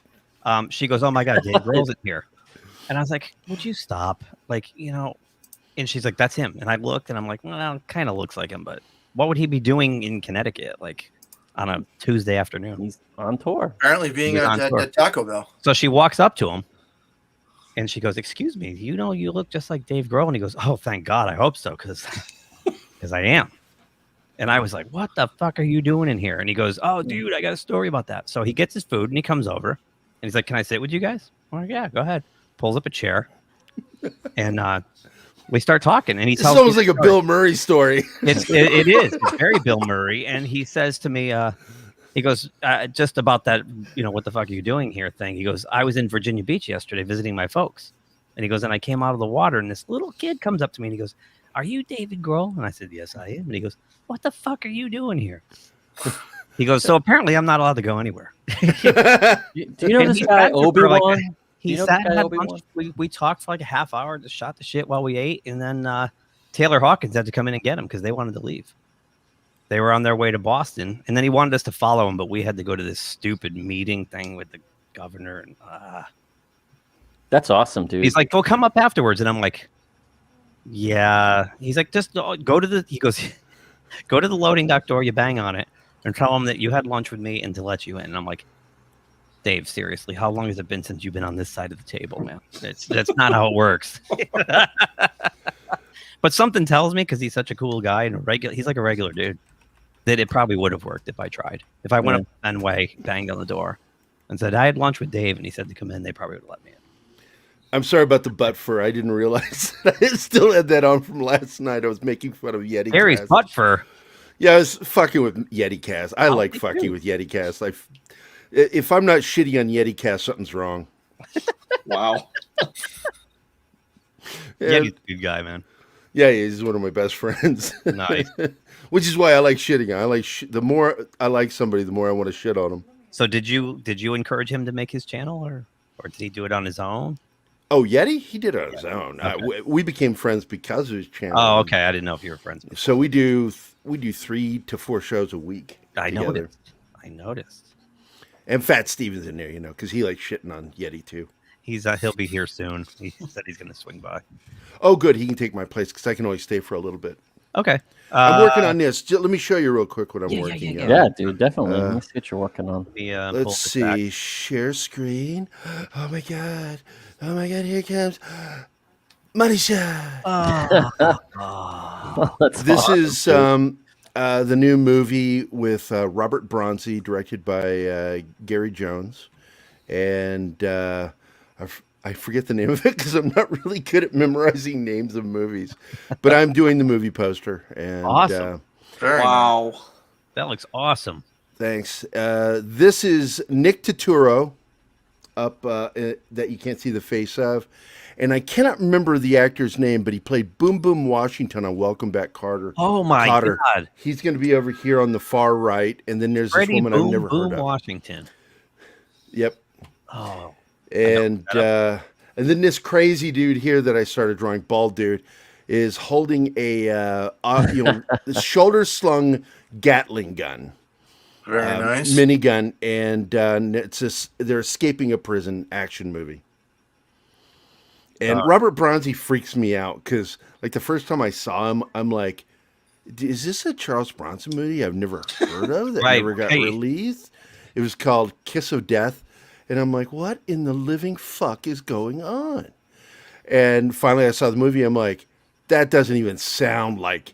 And then I found out, oh no, it's just some guy that came from the Czech Republic or some shit that looks like him. Yeah, and he sounds like some dude from the Czech Republic. Lawrence Hilton Jacobs. That's Freddie Boom Boom Washington. Good call, Mr. Lundell. You beat me to it. I had it on IMDb. Anyway, Nick Turturro and he's going to be on the poster, and then this woman I don't know, and then this bald dude that's insane with the minigun. And I'll share it with you guys the next time. Yeah, definitely. Well, it's fun to watch the progress. Definitely. That's cool. Yeah, just always draw some. Yeah. Draw the pretty pictures. I wish I'll draw pictures. And Pete, you too. The both of us, we used to draw, but. Well, I was talking about it the other day that the only thing close to being a prostitute is being an artist. Yeah. Yeah. I basically do hand jobs too, but my hand job is on paper. Yeah. I don't respect doing art, even though I love doing it. Nice. Yeah. So Bill Maher. Let's see what this fucker did. I put some of these quotes in the opening video. He kind of sounded like us for a change. Yep. He oh yeah, because the best movie of the fucking year is that we had the director on last week, Rod Lurie. He directed the film The Outpost, single best fucking movie of the year, and it didn't even get a nomination. Wow. The Outpost. I think I saw that. Yeah, it's on Netflix right now. Yeah. So Maher dropped a few bombs. The Oscars need to change their name to the Debbies, as in Debbie Downer. Because judging by this year's Best Picture nominees, you couldn't have a worse time at the movies if there was an active shooter in the theater. Nice. That's bad, man. Cancel culture is going to come after him for that one. Wow. I don't think he'll care. I don't think he will either. Yeah, he dissected every single one of these movies. He goes, let's see. The nominees for Best Picture: Americans don't have to go to church if they want to feel guilty, dirty, and bad. They can watch Nomadland. That's the one where the woman winds up living in her van after the husband dies of cancer. In Judas and the Black Messiah, the leader of the Black Panthers is betrayed by an informant killed by the police. In Promising Young Woman, Carey Mulligan's character gets revenge on a rapist, then kills her. The Sound of Metal shows a musician going deaf. The Father, an octogenarian descending into dementia.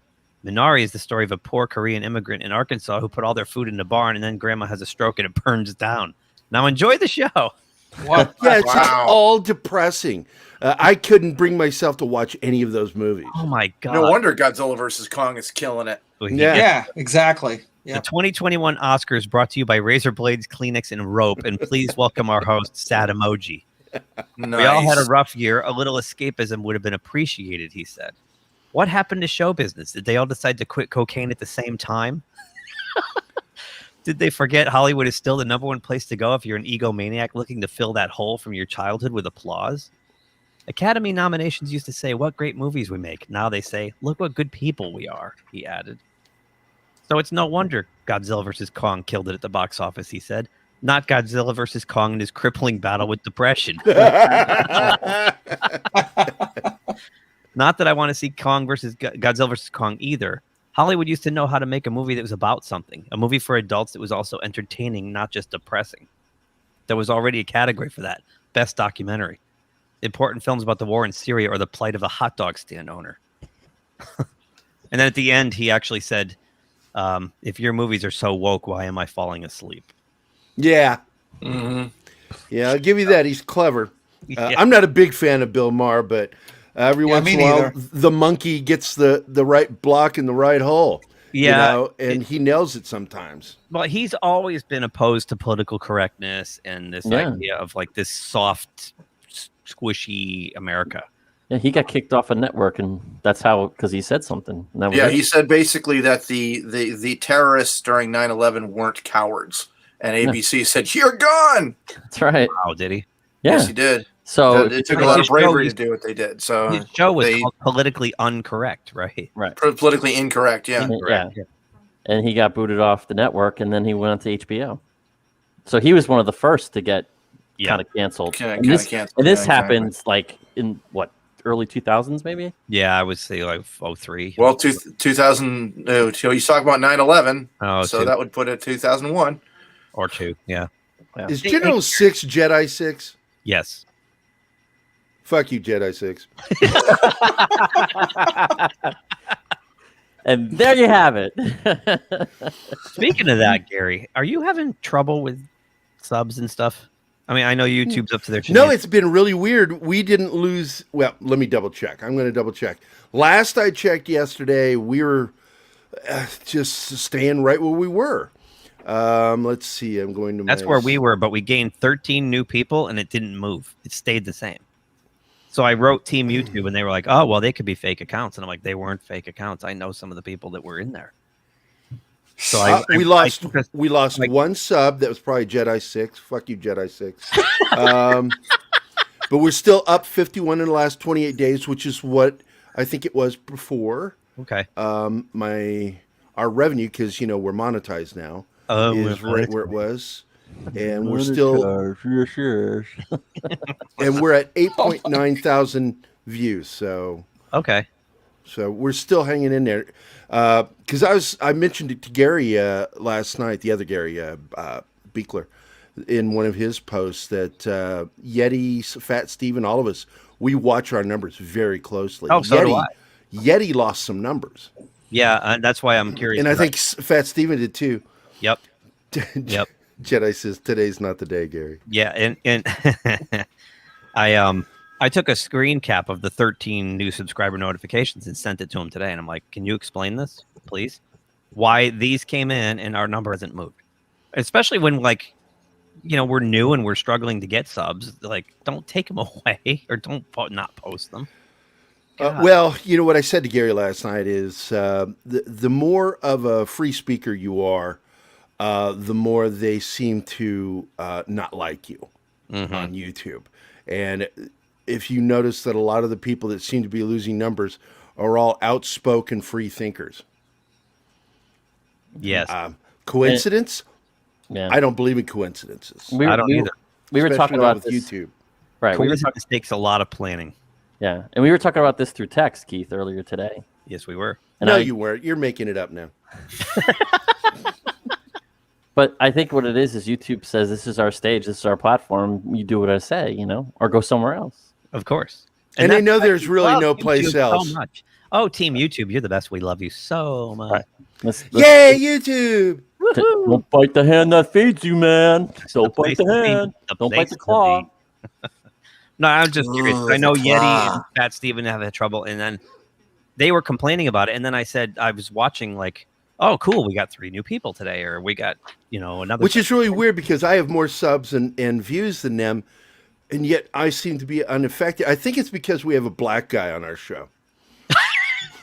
Oh my God. Could be. And he's named Keith. What's cooler than that? Is that his name?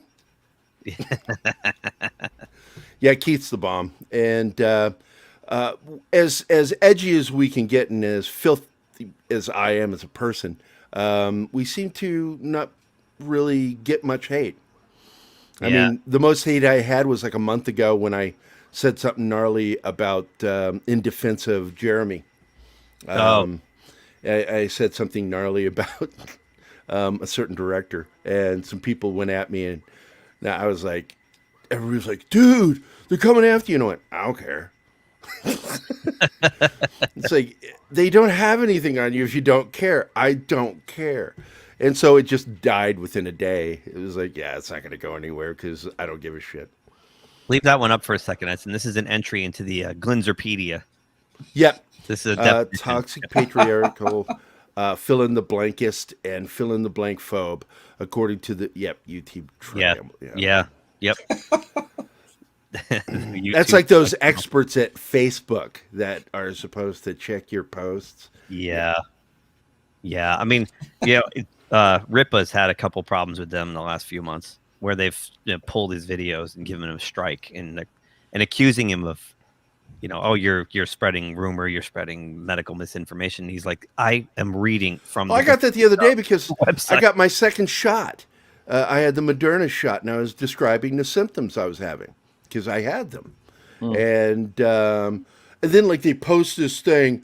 This is accurate information about the Moderna shot, and I'm like, oh my god, wow, I'm living you. You're living. I'm making this up.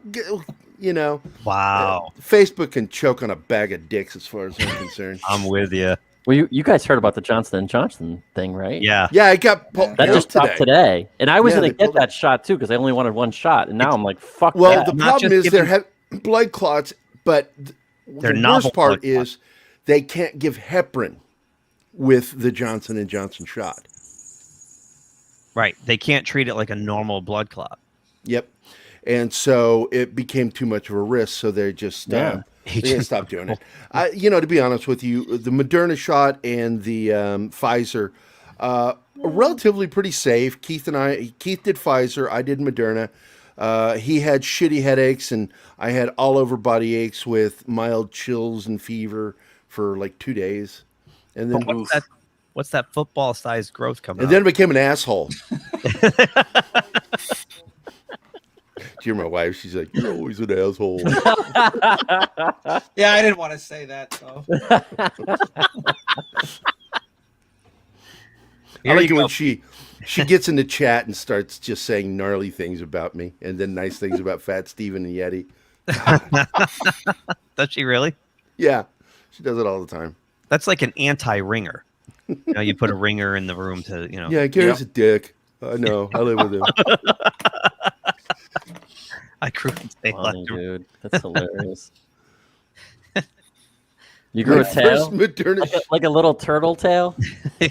No, you didn't grow it. You just had a poop that petrified. It was crowning. It was turtling out there. The bear peeked out of the cave and didn't come out. The curl was just part of the process. It's not a prehensile tail. More fiber. More fiber. I like Jedi 6 because we fuck with each other in the chat. Me from the shows and her from the chat. Yes. The thought police are watching and listening. Yes, they are. That's why we say YouTube is awesome. Yay! Yay! Yay! YouTube. Yeah. What's that? 1984 was supposed to be a warning, not a suggestion. Yeah. Right. How-to manual. Yeah. It's like YouTube and social media are like, they wrote how we need to do this. Exactly. It's like with the Galaxy Quest, they think the show are historical documents. Yeah. It's a how-to book, right? 1984 is the Bible of how we pull it off. So Godzilla versus Kong and his crippling depression is going to actually set turn a profit. Amazing. Excellent. Amazing. Yeah, I heard it made its money back, I think, today or yesterday. Which is really good. Which is really good globally. So we'll see more from this franchise. I bloody hope so.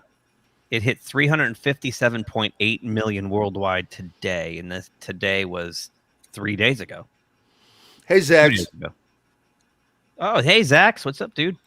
The pick is already set to bring cash back to Warner Brothers, an estimated 96.4 currently, even with the controversial HBO Max line item in the mix, though that portion is a bit opaque. So that's an impressive feat when you consider that major box office offshore markets in Europe, except Spain and Brazil, are still closed by COVID-19, and the Adam Wingard-directed fourth Grohl is only collecting an estimated 25% from China. So there. So yeah, the real shocker is how well it did in China. Right, and they're only getting 25% of the revenue back from China, which is interesting. And if you don't know why I'm saying that, is that there's always been such a competition between Japan and China with cinema.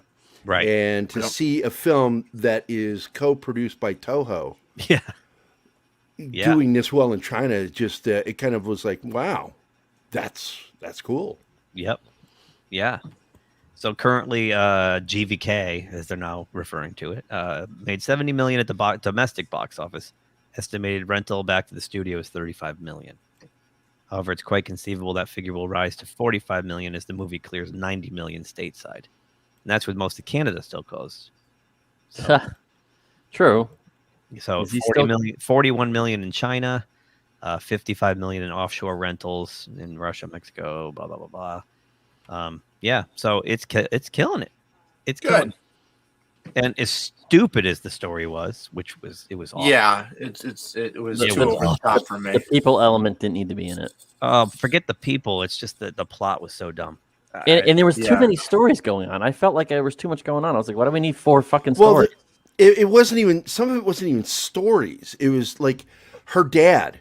I mean, what the fuck was he even in the movie for? There was nothing there. The guy served zero purpose except for the one line where he said, Godzilla's hurting people and we don't know why. He was in there for the trailer. They could have just had that delivered by somebody else. Exactly. Well, I don't think Dune is going to do as well because that one's a little bit too cerebral for people. It's going to be like the Blade Runner movie. It's going to be like the newer Blade Runner movie. No, and I don't think it'll do well critically. It will cult wise. It'll have a following. It will slowly do well. It'll do well more on video demand and Blu-ray because people are going to go, I'm going to fucking own that, man. I'm going to own it. And then you got nerds like us who go, I'm going to buy 3 or 4 copies. And because we do that shit. Because you got to watch it 3 or 4 times. You got to watch it. Exactly. The action figures are already out. I already see the action figures in the shelf. Oh yeah. Well, it's like my kid was asking me one day, like, why do you have all these movies bought on Microsoft Movies, Google, and Apple? And I said, just in case if one of them goes out of business, I don't want to be out of that movie. Or they lose the rights to it and it gets pulled. That's right. And then you don't have it anymore. Yeah. So I buy copies of movies and multiple copies. I have multiple copies of different versions of Blade Runner because, once again, I don't know if people know that I'm the founder of the Blade Runner fan club. Really? Oh, very nice. Yeah. Really? I don't run it anymore. It's run by my buddy Gerry Willoughby. I turned it over to him in 2002, but I run the Facebook page. Oh, wow. Oh, excellent. And Pete and I are friends with Doug Trumbull. It's Blade Zone on Facebook. I'll have to, Yeah, I started that shit in '95 on Angel Fire. Angel Fire. I started a website called Replicant City, and a subsection of it was called Blade Zone. And eventually I was like, do I get replicantkcity.com or bladezone.com? Blade Zone wins. And so in 97, I opened that site, and it's been going strong ever since. And it's funny because, like, we were joking about it back in 2001 at the Millennium Expo in Seattle, or no, Tacoma. And it's like, wouldn't it be funny if it made it to 2019? The year Blade Runner took place. Yeah. And Gerry and I were laughing. Yeah, everybody that runs Blade Zone is named Gerry. I'm not kidding. And the guy who runs it now, Gerry Willoughby, he's like, now you're Gerry, I'm Gary. Oh, you're Geary. Yeah, and I'm like, Geary. I'm never gonna say. That's what my sister says. She's from Brooklyn. She's like, hey Gary. I'm like, I'm not Geary. That's a weird word. You're just making it up now. Sounds like a character from a mechanical show. I'm Geary. Looks like General 6 wants to find that Facebook page, and I'm already on it. It's really good. There's actually some really cool pictures on here. Oh, over on Facebook? Yeah. Yeah, they do. Somebody did like these Simpson, the Simpson figures that you buy, and they made Blade Runner scenes out of the Simpson characters. It's fucking amazing. It is so weird because, like, Paul Salmon wrote the book Future Noir, The Making of Blade Runner book. It's just the greatest book ever written, in my opinion. And he wrote it in 95, and it inspired me to do Blade Zone. And then we became friends, which is really weird. And then he did an update of it. And he's like, if I'm going to do an update, I have to mention Blade Zone, because Blade Zone is what kept Blade Runner alive online and built up such a following. So he did an interview with me, and I think he regretted it because I'm such an asshole. And he's like, what do you see as the biggest difference between Blade Runner fans and, say, Star Trek or Star Wars? I said, Blade Runner fans get laid a lot. Really? We're normal. Well, then, how can you tell the difference at a convention? I said, once again, you'll see Star Trek fans walking around with their costumes, cosplay, and you'll see Blade Runner fans walking in their street clothes. And they just came from their job. I had my Star Trek shirt. But then that changed in the 2000s. And now all of a sudden we have this whole cosplay community of Blade Runner. And I just sort of like, I'm like Homer Simpson backing into the bush. I'm like, I want no part of this. But it's fucking cool. I enjoy looking at them. I just don't want to interact with the people that do that. I mean, they're just fucking great costumes. And the model, we have like, I think there are 14 different model blasters from Blade Runner going around now. Yep. Wow. And the guys, some of them functioning, they actually fire. Right. Oh wow. Yeah, because they're made, because the original prop model was a British Bulldog, I think it was, or a Bulldog pistol, and all dressed up in a steer rifle parts, and then lights added to it, and it's badass. It's one of the best, I think, one of the best movie prop guns I've ever seen. Adam Savage has a YouTube channel where he builds stuff, and he's been. And he's so wrong on some of the stuff he says. But he's trying to build a replica of the gun. So it's technically a one-away replica of the gun from the movie.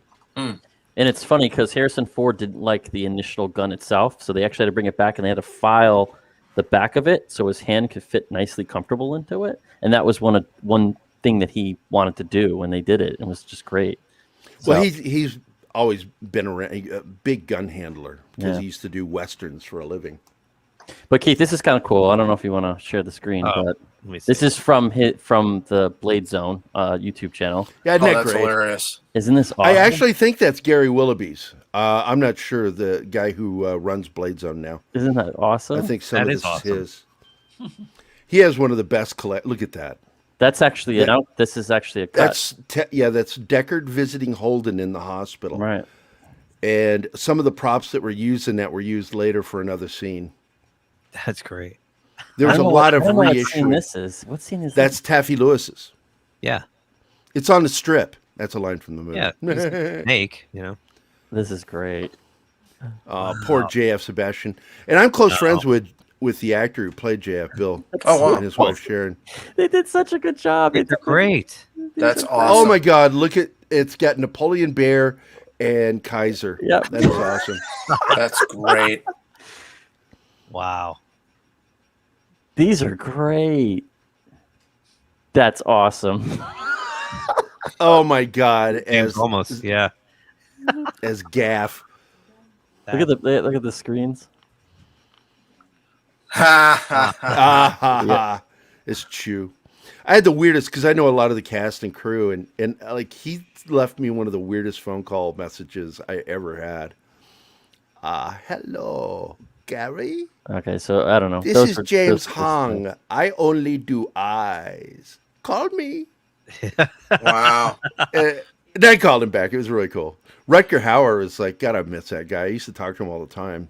Oh, wow. And Rutger, the first time I ever talked to him on the phone was like, he was like, well, Gary, let me explain to you. And I'm like, did he just fucking burp in my ear? He probably, yeah. And he did. And he did it like 3 more times. And I'm like, oh my God, I had this image of him sitting in his boxers with his hand down his shorts in a wife beater shirt.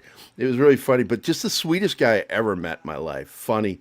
And because he's gone, I can say his email was fartville at AOL.com. Oh, that's hilarious. That's Rutger for you right there. Yeah. Did he ever talk about that Tears in the Rain scene? Did he actually come up with that on the fly? Or well, what happened was, he didn't come up with on the fly per se. What happened was it wasn't working.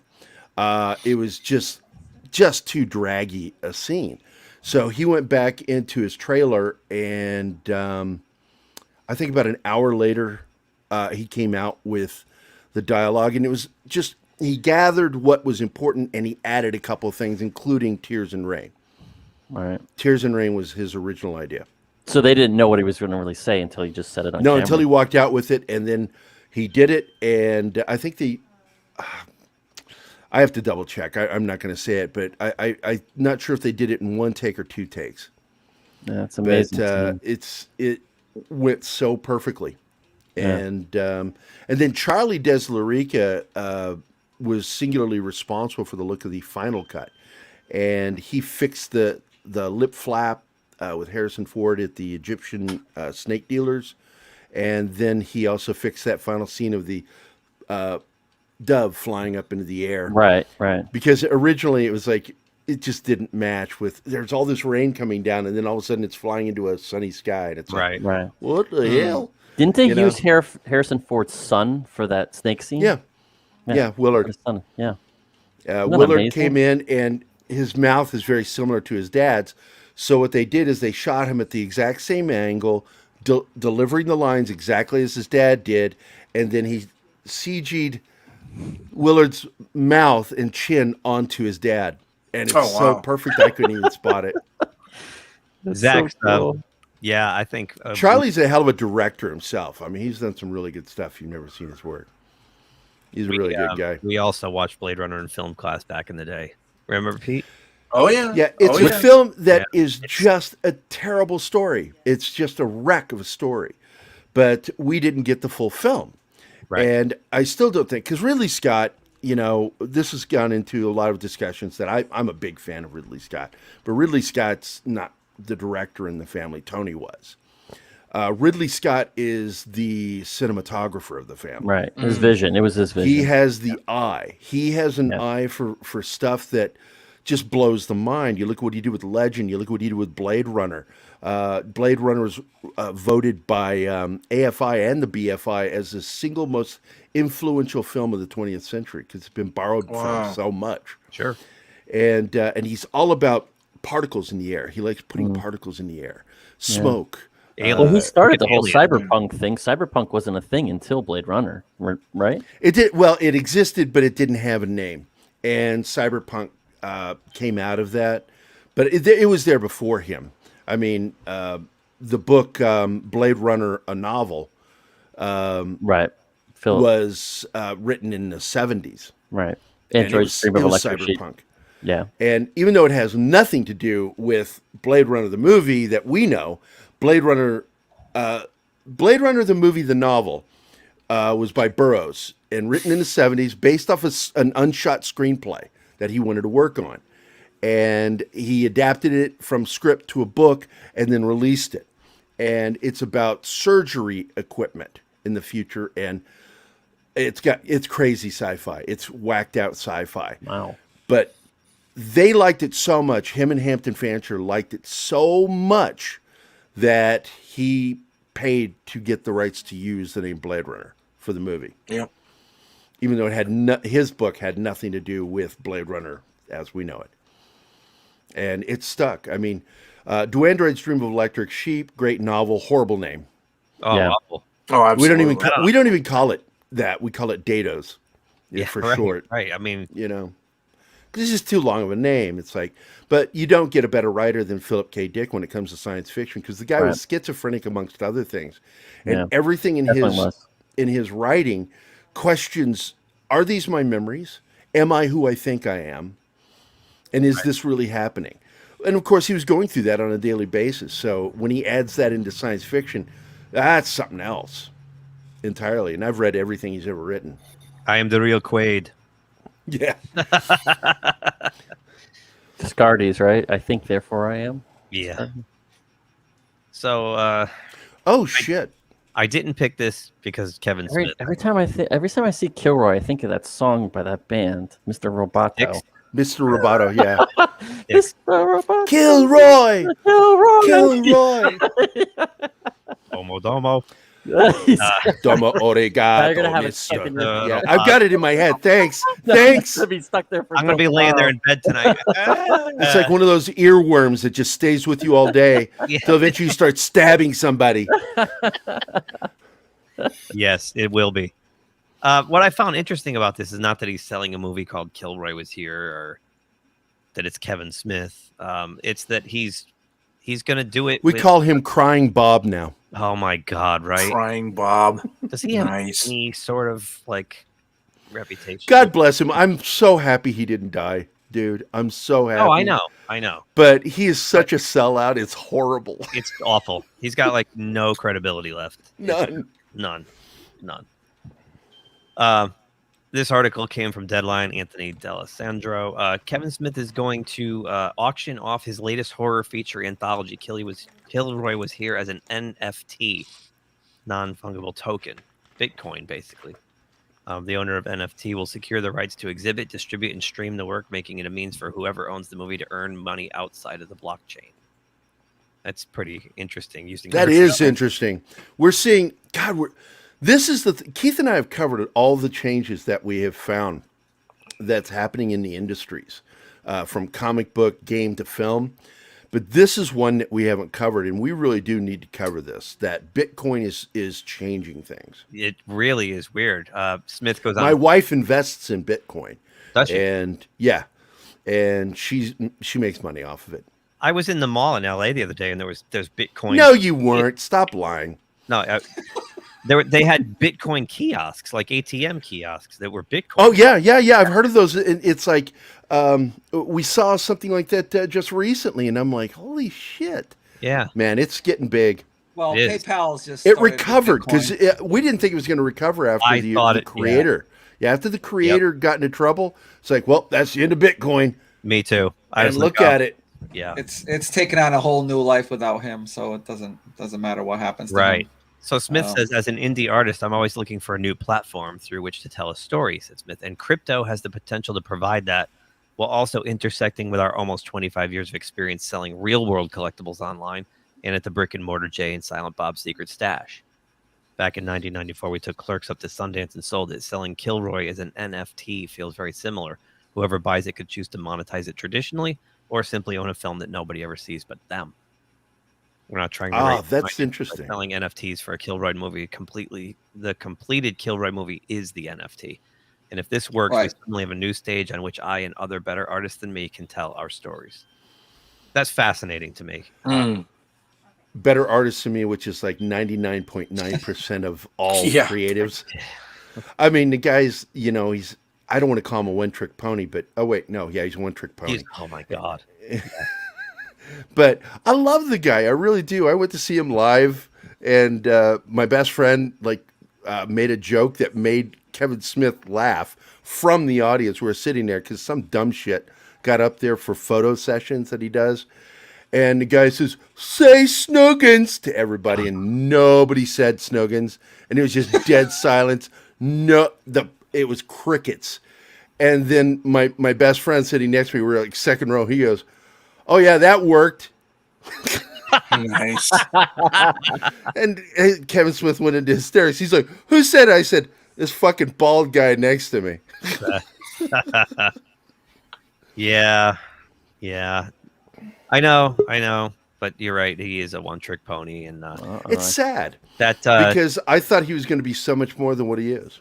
And I saw that Jay and Silent Bob reboot thing. It was, oh my God, it was a travesty. I am not a one-trick pony, you son of a bitch. Oh, fuck you, Fat Steve. You definitely are a one-trick pony. Oh, look who did their hair all nice, like culture. Keith, have you been taking product lessons for culture? Look at that. You're all pretty. You're all pretty like a Barbie doll. Yeah, I know he did. He looks like a sun-kissed orange. Like I just rock. Can you put General Six's comment up there? No. I'm not on chat, dude. Medicine is. Gerry, her new name is Sixy, like sexy, but you can call her Sixy. She likes it. It's like she quote what says, this one? "Because I'm such an asshole," end quote. Gary, truer words have never been spoken. How are you guys? General 6 Lantina. She keeps changing her name. I know. Yeah, the minute I see 6, I know it's her. I'm like, that's got to be her, and she's shitting on me, so it's got to be Jedi 6. Because how are you guys doing? Hi guys. Hello. Yeah, I was hoping that you get in here because I got to get back to drawing. I showed him what I'm working on, that movie poster, and so I was here to take over for you. Yeah, you're taking over for me. That's disappointing. And I was talking so nice about you. He was. He was. I was talking about your name. Well, I was talking. First, I brought you and Yeti up because for some reason we're not seeing any drop in numbers. but I know that you and Yeti have been seeing some weird fluctuation. I should be at 750 right now, and then I said I find that odd because we have more viewers and more likes and more subs than you guys. So I wasn't sure exactly. So it was a dig at you. Does it dig at me? It was a dig at both of you. But that's fine. I don't. But then I turned right around and I said, I like hanging out with those guys 3 to 4 times a week. They make us look more popular because you're they my have less best friends, the guys I want to hang out with and talk to. Because even after we're done with the show, we talk for like an hour or two afterward. Yeah. But yeah, you're good people when you're not talking, Gary. So it's all good. I know. And my favorite thing that I always say to you, and I mean this from the depths of my heart, I have a pocket full of go fuck yourselves. And That's if okay. you need me to, I can check the other pocket to see That's if cool. there's Check any their more. pocket because I got a Groupon for go fuck yourself. Are they in the back pocket? Are you sitting on them? So we got. I No, need everyone these on are the panel. sweatpants. There's only side pockets. Yeah, they're sweat, but it's really just tears. But. Nice sweaty ones too. Smegma. Welcome to Shitty Cast, where all we do is shitty on cast. 6 says Fat Steven and Yeti are seeing drops in subs.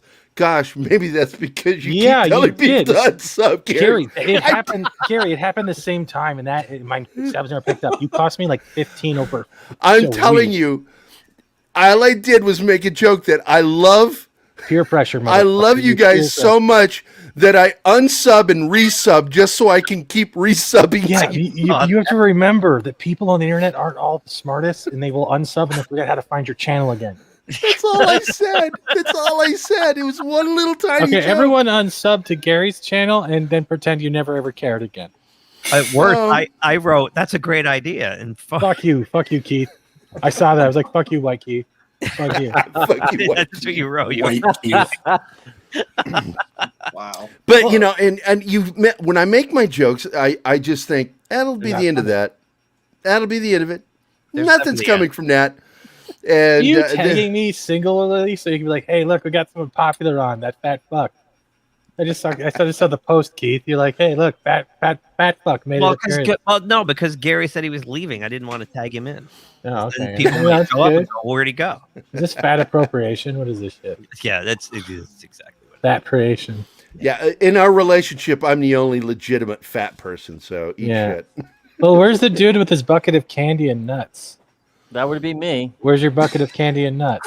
It's hanging from his nuts. Yeah, I know, Jude. You're usually eating.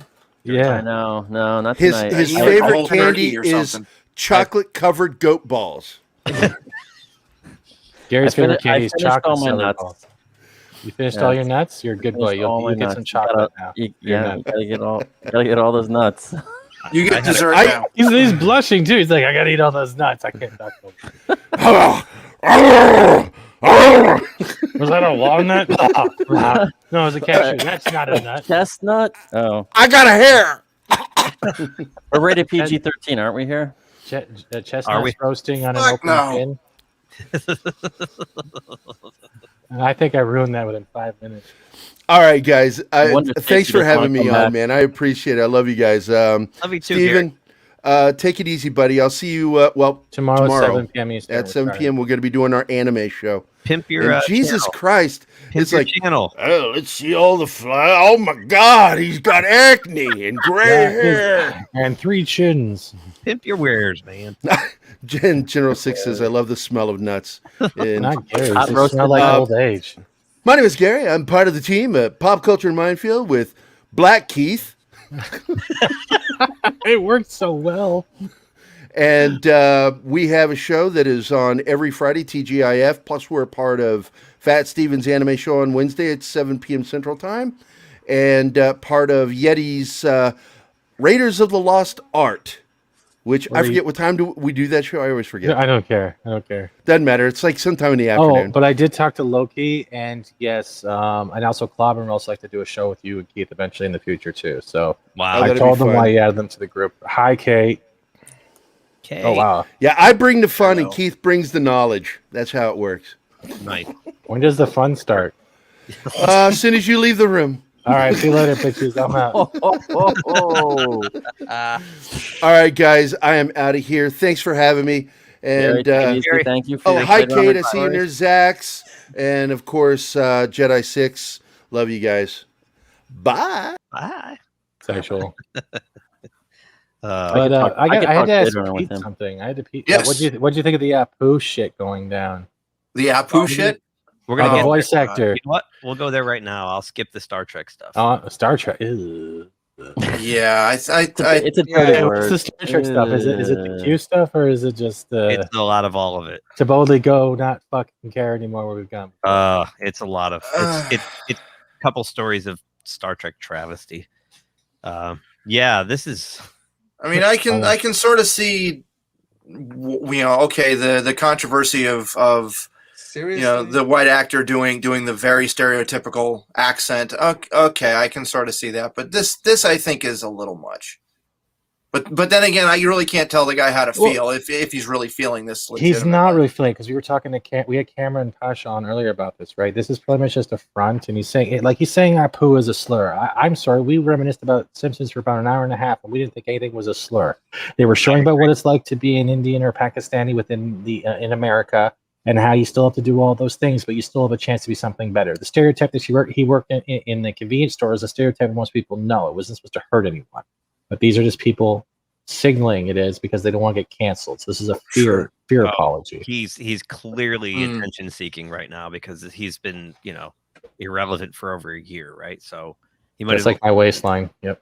Well, when he stepped down from the role over a year ago, right? Yeah, this 2017 wasn't on for a while now. Why does he have to bring it up now? Like, a year and a half later, just all of a sudden, I want to go and personally apologize to every single because he's worried about his career. Yeah, that's what I'm saying. Yeah, I have another question to ask. Do white people have to apologize if they voice an albino character because we're not white enough? Oh, I don't know. That's a good question. Good question. That's a good Do question. we know any albinos we can ask? No, I don't. Yeah, it's not bad, Kate. I don't think it's bad at all. This is crazy. He says, I apologize for my part in creating that and participating in that. Part of me feels like I need to go to every single Indian person in this country and personally apologize. And sometimes I do. Because of the stereotype. First of all, he just feels bad for the stereotype. First of all, he's just an actor who took a job. He's a voice actor. Right. He didn't write the part. He didn't produce the show. He's not directing the show. He's there. He's handed a script and he reads the lines. Did he feel offended at the time he was reading it? That's it. No, that's feel the thing. offended that he played a very similar character in what was that Ben Stiller movie? Mystery Men. Mystery Men. Yes, that's right. Did he feel bad that he played an Egyptian pharaoh with a lisp in the Night at the Museum? Does he feel bad that he played a gay person in the Birdcage? No, but he's getting paid. This bothers him. Right, but he's getting paid, and now it's different times, and this is the way things work. I can't be. Go ahead. The question is, let's look at it from the anime perspective. We're doing English dubs. They're all based off like Asian people to a degree, right? But the white skin tone, right? So that would mean every voice actor who is a female playing a male voice or a male playing a female voice, you're all up to apologize in the future because you're not fitting the role of a 2D character that doesn't fucking exist. Yeah, like the entire cast of Bob's Burgers should stay in their lane, right? Well, they should because a man actually voices Tina. Actually, exactly. Yeah, everybody but Louise is a man. Yeah, right. I mean, what's being lost in all this clearly is that they're actors and they're supposed to be acting, which means you can be anything, right? But now you're right with this whole appropriation where you've got to fit the part, the demographic of the part you're playing it's insane. By the way, I just want to point what's green? Huh? No, we're trying to figure out what's green and blue. Green and blue. Sorry, I'm trying to figure out what Kate's talking about. Oh, I'm messing with her right now. As green and blue people, right? I had to be a dick. I'm sorry. That's okay. We can. Go ahead. This story, by the way, was sent this morning by then Jedi 6, now General 6 Slantino. Thank you for sending that this morning. And then I saw Lorena tweet that she was going to cover it. And yeah, it's crazy. Well, we planned that show weeks in advance. The funny thing that this thing came out the day of our interview was hilarious. I heard that because I was driving home listening, and then I got home. I jumped in the chat with you guys, but Blue people would be Andorians, wouldn't it? Yes. Yes. Or Smurfs. Right. So you can only cast Andorian people. That's what I'm trying to say. Right. It's gonna fuck everything up now. Yeah. You know what's funny about this too? Hank Azaria plays what's that show? Brockmire. Yeah. You've seen that? Is that the old Tosh series? No, it's he plays a baseball play-by-play guy, a minor league baseball play-by-play guy, and he's fucking vile. Like it's about as unwoke a show as I've seen in a long time. Oh, the announcer that's always drunk. He's always drunk, and yeah, wearing the pleated womanizer. platted jacket. Yeah, okay. Yeah. Okay. It's an unfunny Eastbourne down. It pretty much. I enjoyed it for about 5 episodes, and then it got tedious, so I stopped watching it. But that's bad. Yeah, but you know, I'm just so tired of these people doing this, where they just gotta. Oh, I wish we could come up with a better term than virtue signal, but that's exactly what they're scared of the mob. That's what it is. It's a mob. Yeah, exactly. Yeah, they're doing it out of fear, like you said, Steven. Yeah, it's here. I got something that'll cheer you up. Here you go. Just play that quickly. Let me find it here. Murphy. Hi. Hi. Now, sir, why do you think I should choose you to father my baby? Huh?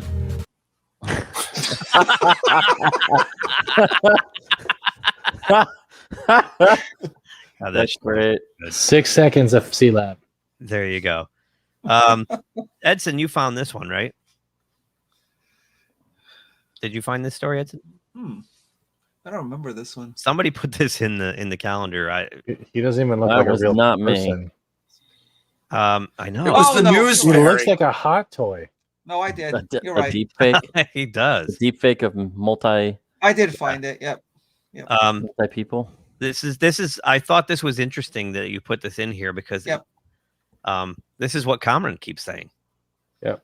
That Hollywood is racist and discriminates people on the right. But they don't like the right hand side. No, it's left lane only.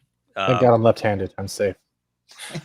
So actor, I'm gonna butcher this. I'm sorry. Is it Siaka Massaquoi? Massaquoi. The Oh, last name nice. was easy. The first name was the tough one. Recently detailed that not only is Hollywood a racist industry, but that they actively discriminate against people who have political views on the right. So let's see. Massaquoi begins the interview talking about his family and his background growing up in Rochester, New York. From there, he details that he took a class called Black Action Theater that really got him interested in acting. He explained when I got into this class, and he had us writing scripts, and they had us handing out our scripts, and other people perform it, and you get a script at the moment. And I'm like, well, how can I get into character? I just really found a passion for the process. As the interview progresses, Massaquoi discusses the difficulty of breaking into Hollywood. He says, I don't think it was hard because I was black. It was hard because I didn't play certain characters. It didn't fit like my energy. And he details that Hollywood is racist. He states Hollywood is probably the most racist place I've ever experienced. Sure. Early agents I would have say, oh, you ever think about being a bad guy? You should hip hop it up more. He explained. But that kind of relates to this thing I saw today with Spotify putting down the new hate speech rules, right? It's affecting a lot. It's going to affect a lot of the artists and the tracks that are already on there, right? Because it's going to be like, oh, rap is now going to become a Barney song at this point, right? And like, I don't know what's worse, this story or the Matt Lowry story that happened today as well. Did you guys catch that? No. Okay, you've heard of the Cambodia massacres, right? Oh yeah. Oh, Khmer Rouge. This guy photoshopped smiles on the original photos without the permissions. What he Photoshop? The smiles on the victims. Smiles? Oh my God. Shit, that's terrible. Jeez, what the I saw His that old fight. Twitter account's gone. Yeah, gone. I saw you post that, Steven. I started watching the video and then I got called away or something. I forgot I put the actual link where from Pexels and it showed everything. I'm like, you gotta be kidding me. It even looks like someone wearing lipstick. I'll go and pull that up. Yeah, you don't have to, but it's like, wow. He then stated, what I am like losing in my heart every time I go in for these parts, every time I cater to how they want me to be in this, what I find very bigoted approach. I mean, this sounds like exactly what Cameron keeps saying. Yeah, exactly. It's the truth. Yeah. Be what we tell you to be, believe what we tell you to be, but you're only going to be as high as a carpenter. Right. Stiller needs to start. Massaquoi then points to Jordan Peele and Seth Rogen. You have people like Jordan Peele saying, I'm not interested in telling white stories. I don't know what that means. You have Seth Rogen saying, I'm not going to hire white people anymore. All these people that made their money already. He continued all these people that did in the same system that they are screaming out is super racist and super turned off. Now they're going to do the exact same thing and stating it. They're doing the most disgusting things around me, and I know they're only comfortable because I'm a black guy. I know it. I don't think it's funny that you say you don't like to hang out with white people and laugh. I don't think that's funny. That's terrible. It's okay that you don't hire that guy because he's a tall white guy. It's okay that you do hire that guy because he's a black guy. That is racist. Plain and simple, that is racist, he added. At this point, every time you see a white person or like say like a white celebrity like that, and they start going about how I'm not going to do this, make sure you in your head you say "Dear white people," and then read their paragraph or tweet, and you'll feel how stupid it sounds afterwards. That's why I add the "Dear white people" to everything now. Because I'm like, you're a white person telling other white people to be better, and when you're not, you're hiding behind it to be the same kind of asshole that you're trying to say you're defending against. Right. I feel like the narrative Hollywood's trying to sell about black people is the same thing the media's been selling, that poor us. Our lives are in danger every day just by living here in this country. They see me as a black man and automatically go to victimhood or criminal. So that's how they start to control the culture, because then that's all you see as your representation. Then you have social media doubling down on it. Then you have the news doubling down on it. So you give them the entertainment so they can relate from an emotional standpoint. Then you do it in social media and news media where you give them like, look at the real life stuff. It's happening here. We're going to censor out what happens to anyone else and only showing you this thing. So now it connects that with that movie you watch, right? Nothing's changed since the civil rights movement. That's not the truth. He added, all my problems were me. They weren't because of anyone else out there who didn't like me, was setting me up to fail. Oh God, am I reading this right from the Daily Wire? Well, I don't know. Are you? I'll play your Michelle Obama, Matthew McConaughey, Fauci, and others team up for an NBC's vaccination special. Oh my God. Oh, I know that. Yeah, the Walgreens one, right? I'm not clicking on it. I feel like I'm getting infected with something. Yeah, no. They are. They're doing because they can't. I gotta stay off Twitter. Oh my God. There's so much fear in this industry, and if anyone is on the right, that's it. You're done. It doesn't matter if you're black or white. It doesn't matter if you're a woman. It doesn't matter if you're gay. That's not entirely true. Supposedly, white women are supposedly are the most vile yet the most protected right now. So they can pretty much be, I think, left or right or whatever. They can get away with murder to a certain degree. Unless you're Gina Carano. Well, Gina Carano was the one that is true, but she also wasn't ever pandering the way Disney was telling the other ones to be. Right. So that's fucked up. I've been removed from this and a couple other projects, and I've seen friends removed from projects. So people keep their mouths shut, he continued. Massaquoi added, for me, the fear was there too, but to keep my mouth shut so I can maybe get a job saying 3 or 4 lines on a co-star, it doesn't add up anymore. I would say that there would be a call to action for anyone in Hollywood, anyone who may be watching this. It's ask yourself what really matters in your heart. We have a chance to be different. And if you don't, you're going to have to live with that for the rest of your life. You have a chance today. Let's go. Let's do it. Let's try. And your strength will then give strength to others. There are other people out there that you will find. I guarantee it. And the sacrifice isn't as bad as you think. And look who's there. Yeah. So I'm probably wrong on that. Maybe these two need to make a movie on Daily Wire. They can call it Black versus White, a Daily Wire special. Good for him. Good for him. You also know what that means, though. Even though he said that, he's probably not going to get work anymore. He's done. He's done. Yeah. It's a shame because he's young. I mean, he's relatively unknown, I'm guessing, and probably cooked himself right off the bat. But isn't that a good thing at the same time? He's young and seeing it now and voicing it now because he probably has no F's to give. So I think at this point, if more younger people start doing this, it's going to create a new division. I hate using that word, where the people who are not going to go down this road have a chance of building something else. I totally agree with you. And the statement he made about where he kept his mouth shut for a while and then they'd throw him a couple of lines, it just wasn't worth it. No. You keep your mouth shut and you play the game to get a couple token lines in a guest spot. It's like they're dangling. I hate the terminology I'm going to use right now. It's like they're dangling popularity as a way to keep the slaves in line. Yeah. Well, yeah. No, but not like that. I mean, like the slavery to the paycheck, to the popularity, to gain the movie roles, to gain the paychecks, to get to the parties, to get to the higher up directors. Not, you know what I mean? I know y'all went, but you know what I mean. No, I get it. Well, hey, George Lucas called Disney white slavers, so I don't want your show canceled, and I apologize. No. It's not That's even what it feels like. It feels like if you don't. Yeah, no, you're absolutely right.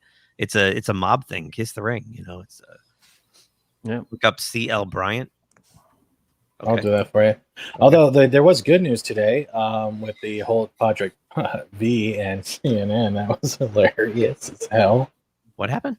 They had a Tinder date that was actually an undercover worker for Veritas, right? Oh no! And they got the CNN guy to admit that it was they were actually enforcing promoting Bryden over the other guy, and he got caught. Do you want the link? Here, I'll give it to you.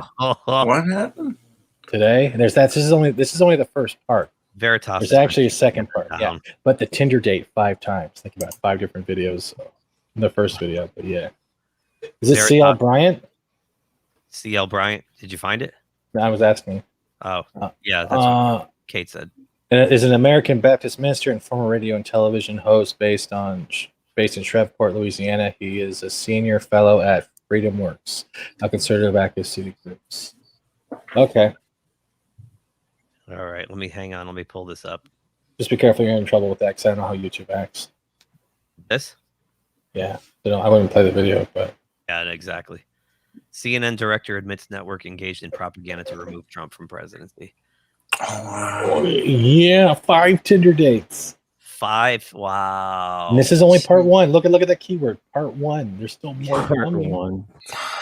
Veritas is going to destroy this network. I read Slanted. What's her name? Cheryl Atkinson's new book, and yeah, I mean, she goes off about how CNN's a fucking disaster. I am gonna have to. Oh, this is on Amazon, Kate. I'm gonna have to look at this. It's an actual stuck. Yeah, I'm gonna look this. I'm gonna watch this. You got Glenn Beck, Andrew Breitbart, Herman Cain's on it as well. In that whole runaway slave is relevant to Hollyweird. I'm gonna look at that, Kate. Thank you. Huh. Interesting. Yeah.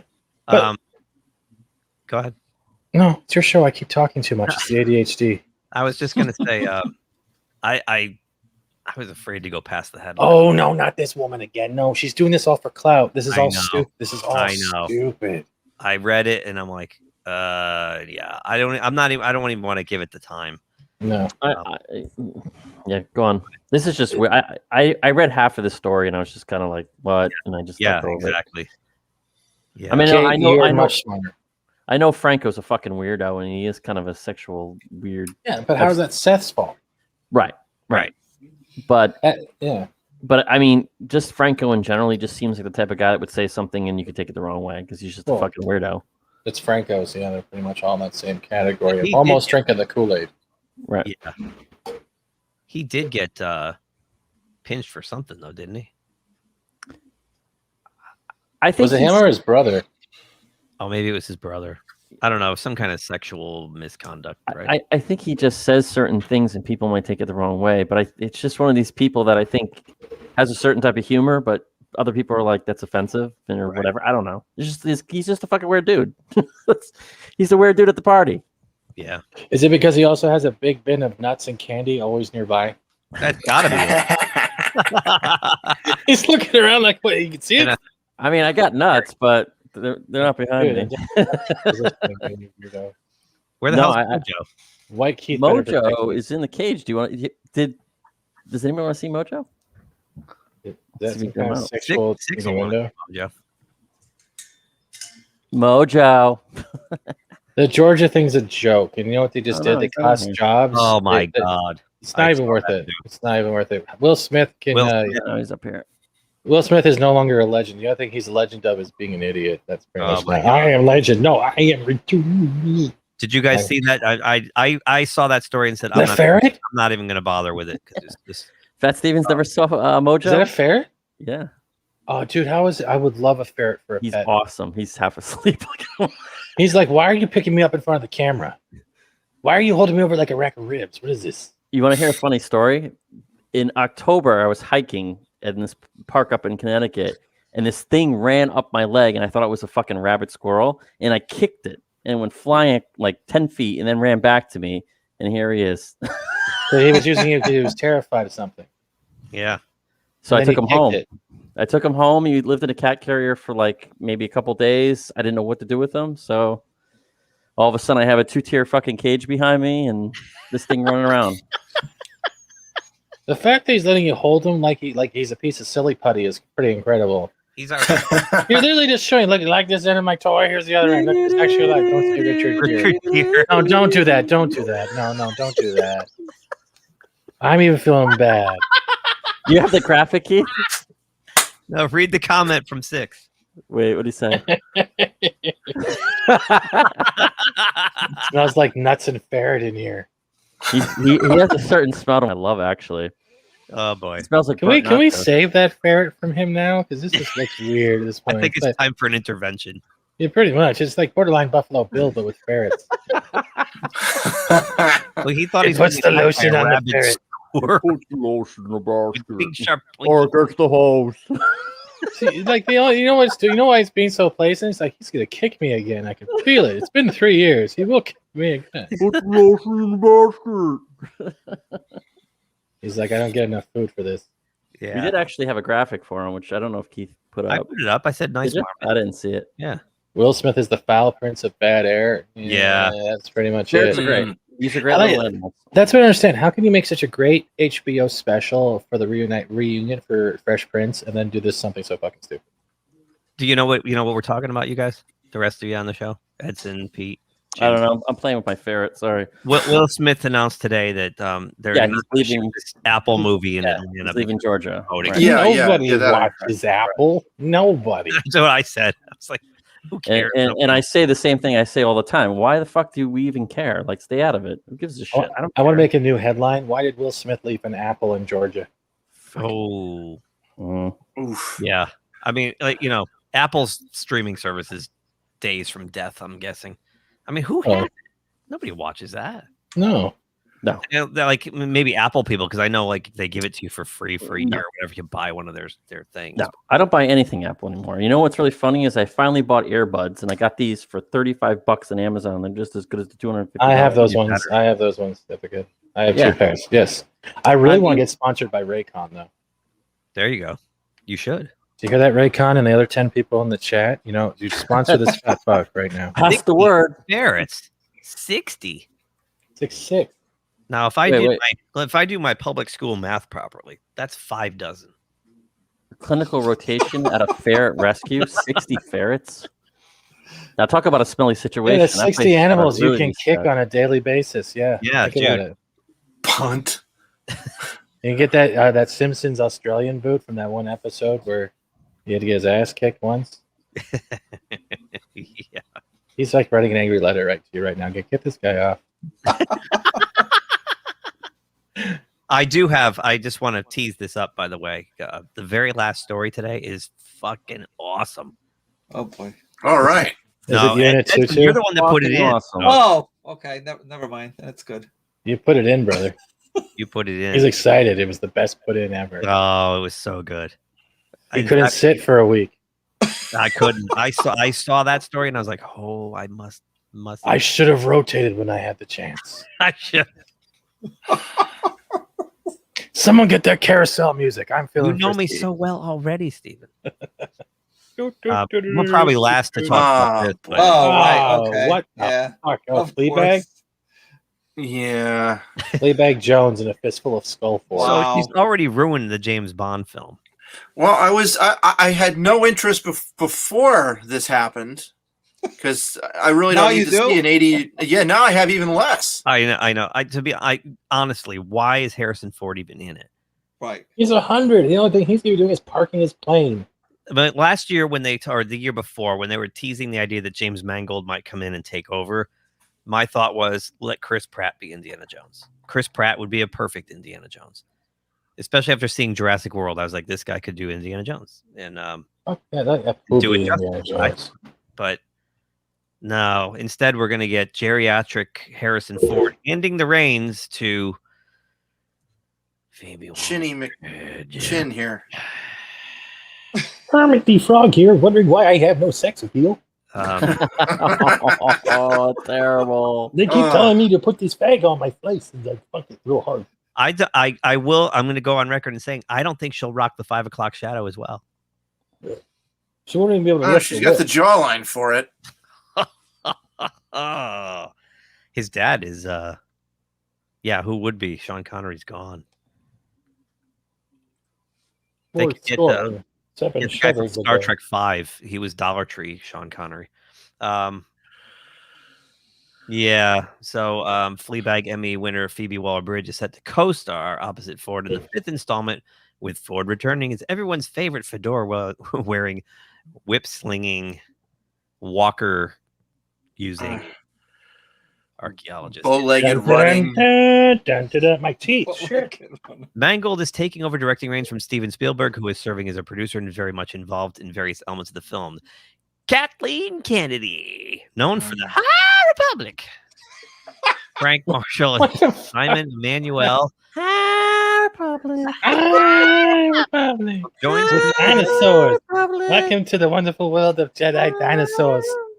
This is my Sith named Snoff, and we are on a magical adventure to find out why no one has slapped me upside the head with coffee.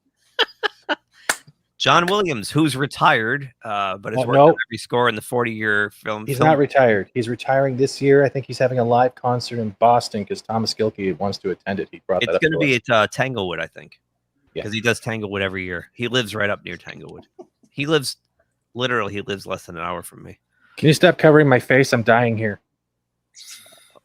Oh, I'm not. Get Zach's mask off my face. Do it. Look at my face. I'm so happy to be in here. You son my God. You son of a bitch. I'm trying to. I just want to. Wait. Take it down. Let me tell you about my whip. I'm so good at being an archaeologist. I'm going to whip it. I'm going to stick it. And I'm going to beat up that old man.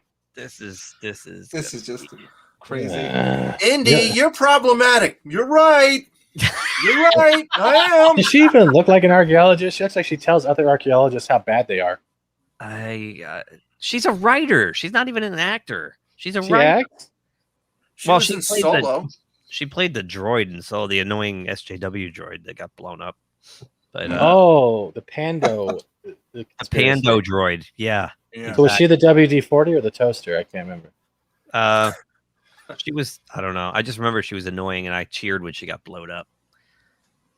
For freedom. Shut the up. Oh, God. But I'm so sorry. But there's worse news than that. There is? Oh, no. Do tell. Did my nudes leak?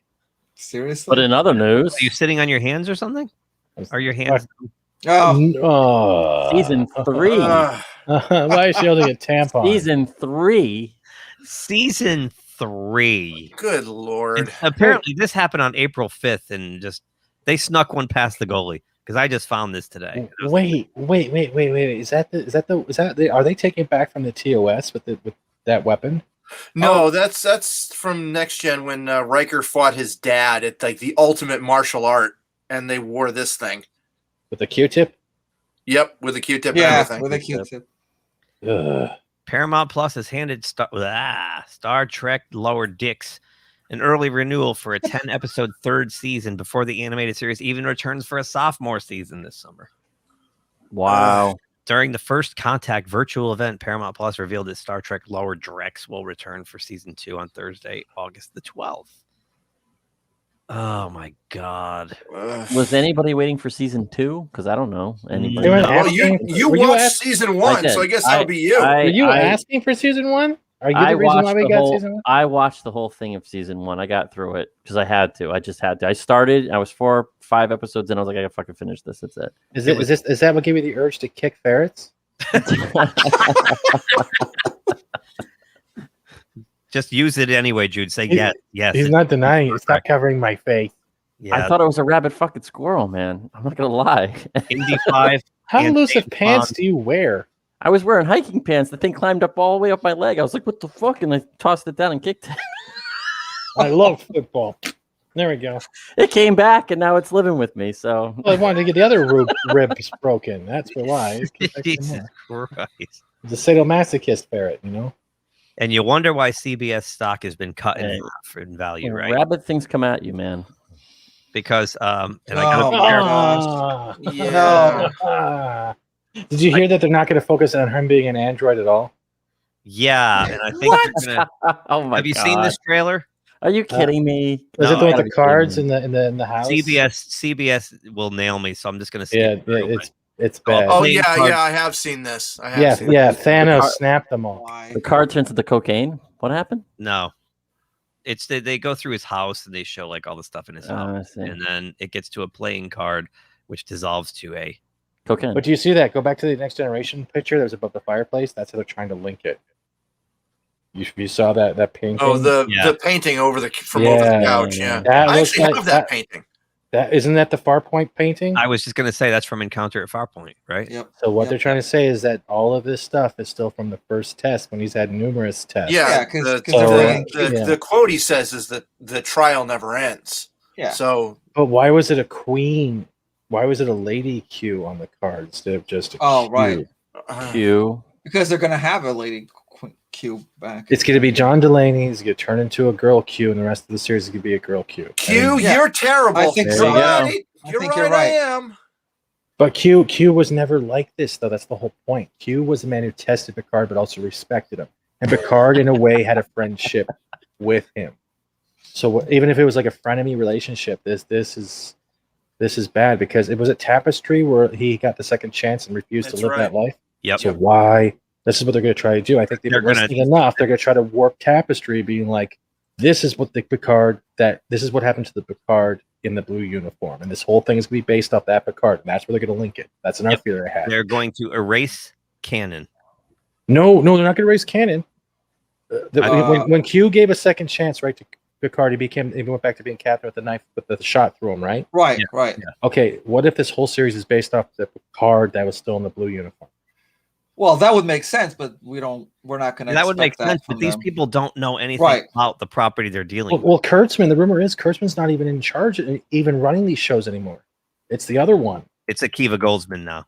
Yeah. Yeah, because at least, like, I guess Akiva Goldsman knows how to make money, where Kurtzman's just a hack. He's an absolute hack. It's not about Star Trek. It's about pushing our platform. But it's not Star Trek. Star Trek is just a title attached to this. This isn't Star Trek. Star Trek is about betterment of mankind, not how many people can we turn into rainbow jelly. Oh, exactly. I mean, you're preaching to the choir here. Yeah, we're all I don't think you watch Star Trek. You're still stuck in Moe's bar. It's been 3 weeks, bro. Like you can't Listen, find the I will drink whatever I will set you on fire with a flaming Moe. But wait, there's more. There's more. No, man, I don't have enough anus for this. I don't believe a word of Yeah, this. well, This no, will not. No. This one, this one I don't. They've been saying this for a while. No. Well, they bury it, and then they bring it back, and then they bury it. You know what? You know what it's going to be? It's going to be in living color. Jim Carrey's geriatric Trek. That's what it's going to be. A whole bunch of them guys fighting their fucking nurses. Yeah. Hiatal hernia is acting up again. Scotty can't reach the. I'm just too fucking fat, Captain. I can't reach the control. Sir, the Klingons are on the starboard bow. Again with the Klingons. Again with the Klingons. I gotta see pigs in space in the Enterprise. Yes. Yes. So Are here's you the on bad subbing? news. Really? Pigs in space. Here's the bad news. According to IO9, this project is not the one that Kalinda Vasquez, a producer and writer on Star Trek Discovery, is currently developing with J.J. Abrams. The aforementioned movie is believed to be in development, but won't have anything to do with the new movie Paramount is scheduling. However, it is also believed that Abrams will be producer on the top secret 2023 project. So flush it now. Flush it now. I got the whole pretense of the movie. It's going to be Star Trek, where we all have to apologize for racism we haven't done yet. Oh yeah. Please sign this form before entering Starfleet. Oh my God. It's just what I loved about Star Trek growing up, and of course what we all loved about Star Trek growing up is that they SCR banging Data. Yeah. How'd you know? God, you're good. I'm very good. No, it was the idea that, you know, everyone worked together to achieve a common goal, and that you didn't notice their differences. They didn't point out their differences. It was just that's the way it worked. But now they go way out of their way to point out everyone's differences, and that's the problem. That goes against the Prime Directive. Totally. It's back to that thing earlier, Pete. Can I get bludgeoned over the head with a side of nuance, please?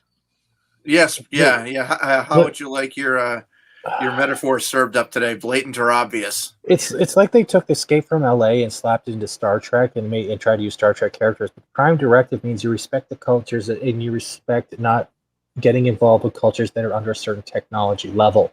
It had nothing to do about what race, what species they were, because the Federation was a group of planets under one flag to better each other and help each other out. It had nothing to do about your drug habit. If you had a drug habit, guess what? You went to medical treatment, it was gone.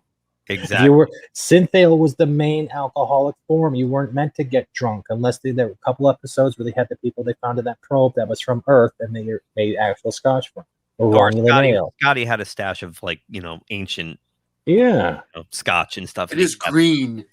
But you're absolutely right, Stephen. And it just I lost my train of thought. I was going to say. I'm sorry, I talked too much. No. You actually made me think of something, and then I was going to say hello to Thomas, and I lost my train of thought. Thomas is here?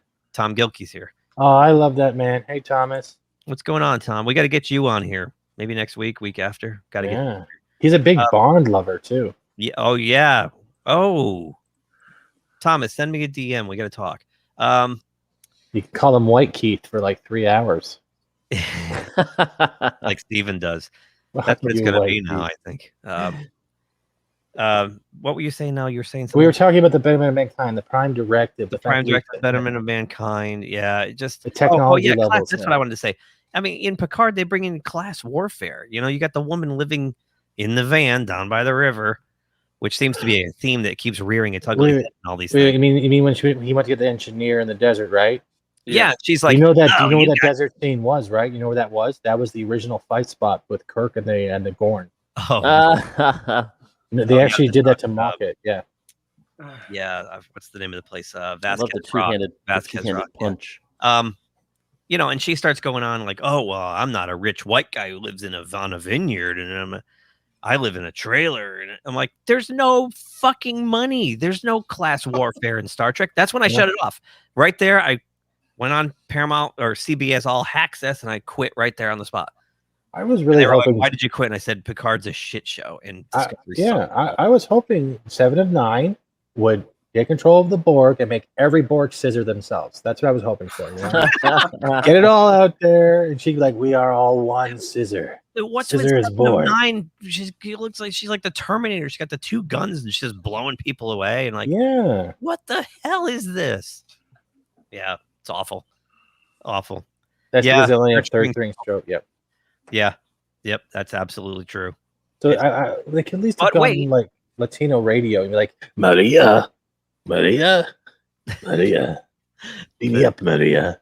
There's more. You look like a really scary Vanna White when you hold up your finger like, there's more. I'm like, you get excited making people lose their colon. That's my goal. Today I was sitting there. I was like, how can I make people lose their colons tonight? I want to hear the shit. I know what I'll do. Let's talk about Star Trek. Oh yeah, no, this is the worst. You're gonna loosen the smoke, Keith? You might have seen this. I saw this on Friday Night Tights, and I had to go find it. Okay. This is on StarTrek.com. Yeah, I did. What? Oh my god! This is on StarTrek.com. What the? What the fresh hell is this? Yep. Well, why is Picard behind him? He's quoting Picard from First Contact, or whatever, right? They weren't communists. Is that it? No, he's quoting Karl Marx. The acquisition of wealth is no longer the driving force in our lives. Right here. Yeah, but didn't Picard say that in the better movie? ourselves he said that in First and the rest of Contact. humanity. Right. That's when she's talking to the black woman who got put up on the Enterprise. Who was trying to point out his violent tendencies. Right. That was him explaining how the wealth is no longer a driving factor. It had nothing to do about communism. It was the fact they were past money. They had replicators. They had the ability to create things out of nothingness using matter reformation. Right. There was the resources were easier to come by. You can just. Oh my god! I want to have sex with a chihuahua at this point. This is how fucking stupid it sounds. Or as Bill Maher said, take a bath with a toaster. Will Gwynn is a fan who asks this question a lot. Basically, how do we get there from here? In Earth of the future, we eliminate poverty, hunger, homelessness, and all the stuff that's still hard to talk about. It's paradise on Earth. How do you actually achieve a one world government with no national borders where we've eliminated poverty, war, hunger, disease? That's a pretty significant gain, pretty significant achievement. Didn't Zephyr Cochrane. Communism. No. No, because Zephyr and Cochrane achieved warp speed, and that made the races that had flown by Earth see the warp trail signal, and the Vulcans landed. That's right. It Once was we see about that we're not alone in the humans reaching universe. a point of technology. It had nothing to. Oh my god! God! Yeah, once we saw that we weren't alone in the universe, suddenly all of our pettier problems just kind of went away. We were no longer a solitary planet. We realized there are more planets out there with more people, and we started realizing we are a bigger community than just our one planet. Right. Exactly. Well, his I hope he conclusion, chokes on that lemon nail. His conclusion is that only through a socialist revolution to overthrow capitalism, going to the next stage of human development, can you actually do that. Capitalism that gave him his cute little Star Trek cosplay and his little Romulan ale. For the past few years, Gwyn has been evangelizing this view in a uniquely Trek fashion and wearing Trek fashion to do it, calling himself the Star Trek communist. Gwyn dons costumes from multiple eras of Trek, ranging from Monster Maroon of the TOS movies to the bright colors and sharp edges of Lower Decks. Lower Decks is not Star Trek. He should be disqualified right there. Posting frequently on Trek fan pages and Facebook groups, his preferred pose is toasting the camera with a blue beverage that's probably not Romulan ale, facing into the camera like Benjamin Sisko in the classic Deep Space Nine episode In the Pale Moonlight. I want to punch him. Do not compare this dude. I want to punch him. This man's not Benjamin Sisko. No. First of all, Benjamin Sisko has testosterone. I'll stick the ferret on him if you guys want. No, because he won't He's even a know how to silent kick. killer. Oh my god, I'm still the flea bag. I forgot. Communism will win. Workers of the world unite. You have nothing to lose but your chains. Karl Marx. All right. No, I mean it's the evolution of this humans. is on Star Trek. This is on StarTrek.com, and you can go find it and read the whole thing. This is symptomatic. I mean, we're seeing this a lot from younger people. They think that communism is some kind of answer. I saw a tweet the other night and I actually retweeted it and put, "This is the internet." What the? Did I just see a Black Lives Matter? Where? Thing when I turned on the page and literally the first thing was Black Lives Matter. Here we go. Probably. Yeah, Black Lives Matter. Wait, stop. There's an actual video when you turn up. Black Lives Matter, Black culture matters, Black community matter. We stand in solidarity with our Black colleagues, creators, partners, and creative audience and condemn all acts of racism, discrimination, and senseless acts of violence. This is an actual video when you first go into the page. On Star Trek. And then, then it goes into fucking the classic episodes from DS9. Are you kidding me? Yeah, that's Far Beyond the Stars. That's a great. Yeah. But why would you? It's a great episode. You don't need the Black Lives Matter. We want to be better. This is bullshit. I'm with you. Those reaction figures are awesome. Oh, look at Mikey Spock leading the way. Of course. Yeah. But I'm seeing this like the other night. Some young person on Twitter tweeted communism. Real facts. She put like communism killed 0 people. Capitalism killed 800 million. Well, I mean, 0 people, huh? Internet moron of the day. It's like no. Your facts are wrong. Who's preaching this shit? Who's indoctrinating them to think this way? Because when we had Cameron on back in February, he said that. He said the young people are all about communism. They think their lives are so bad right now that that's the solution. I don't get it. My new mandate. If Star Trek Picard and Discovery were your introduction into Star Trek and you enjoy it. But we have to remember that it's attached with a lot of propaganda. If you go back to the later episodes, let's say go back to TOS, Voyager, TNG, DS9, you can have the same messages, but they're not thrown in your face, nor are the actual reasonings behind those episodes drive. They were about the character arcs, learning, losing, and development. This is not what Star Trek was supposed to be. It is not what Star Trek is. But I will respect other people who were introduced to Star Trek through these series. I just feel bad that they're not seeing the bigger picture of what the actual intention of the show and the mission of the show. And you're right, Stephen. And part of its charm was that it introduced you to these concepts, but also left it open to your subjective interpretation. Like the crew of the Enterprise was kind of in the middle and seeing both sides of everything and taking it all into account. But now they just lecture you. This is how you think. This is how you must think. And this is the only way you should think. Instead of, trying to work out the moral dilemma on your own. If they're against like sexism and stuff, why is it the nurses of Star Trek in their rank? I thought they were against sexism and all that stuff. Why is that one of their things here? What, the ranking? The ranking of the nurses. Oh, they have a ranking of nurses. Yeah. Yeah. Isn't that a little? Well, how many are there? There's a lot. There's Chow. If you want to go back to TNG, the one who got pregnant and lost the baby, there was a whole bunch of stuff. Yeah. Even if you want to go back, Ensign Paris was actually a nurse for a time before he got his promotion back. Right. That's right. Because he was the only field medic when the ship got taken to the Delta Corps. I know way too much about fucking Star Trek. So do we. I mean, it's my favorite Star Trek. I can hear my penis yelling at me, going, "You're never going to see a naked woman again." I already know this. I know. Star Trek's my favorite, man, and I just since DS9, it's been pulverized into oblivion. It's not even recognizable. Go back to DS9. I can always go back to DS9, and when we talk with RMB, it's great because I can just enjoy it.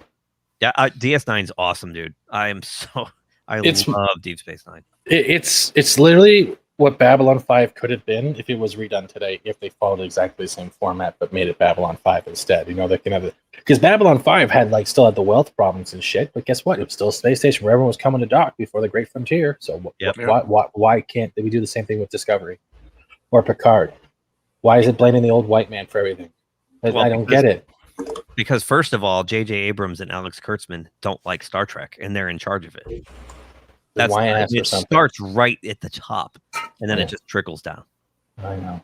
You know, you had a guy like Brian Fuller involved with Discovery from out of the gate. He helped develop the show. He was a writer on Voyager. He was a showrunner on Deep Space Nine. Nick Meyer was involved at some point. Nick Meyer was involved at a point too, and they got rid of both of those guys. I mean, that's when we knew there was going to be trouble. When you start getting rid of the Star Trek people to make your Star Trek.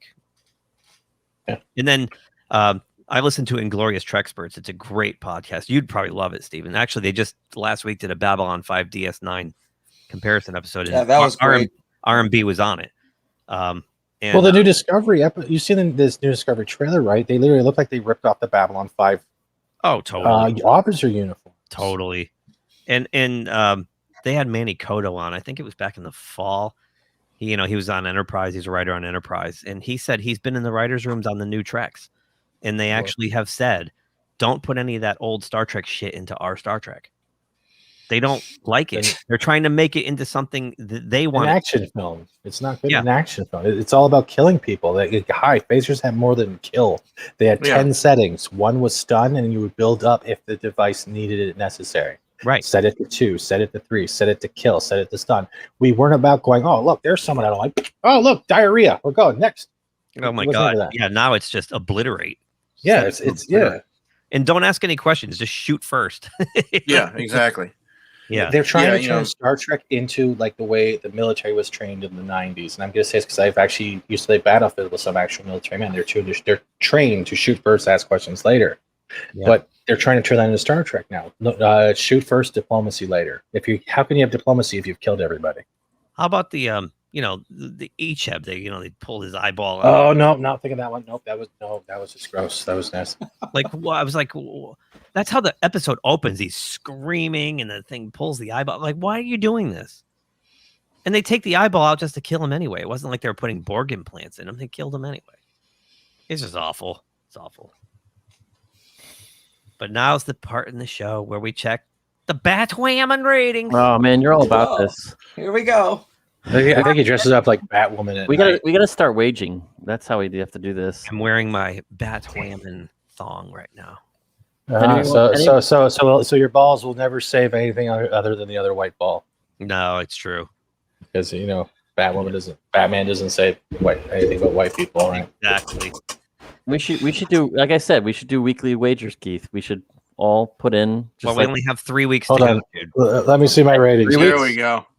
3 weeks left. And once again, I recommend Az's review of this. It's so entertaining. I can't. If you watch him review, it looks like he's dying inside. Oh, it does. Yes, it's awesome. He loses his mind. He's great. They actually got a bump this week. This will be adjusted tomorrow, but they're up to 484,000 viewers. They went up 11.2%, and they held steady in the demo. Good for them. This is like roulette. It really is. I was kind of hoping that by the last episode they'd be in the 300,000 range, and there's still 3 weeks to go. But I think they're going to end up in here. They're going to stay around 430, 450.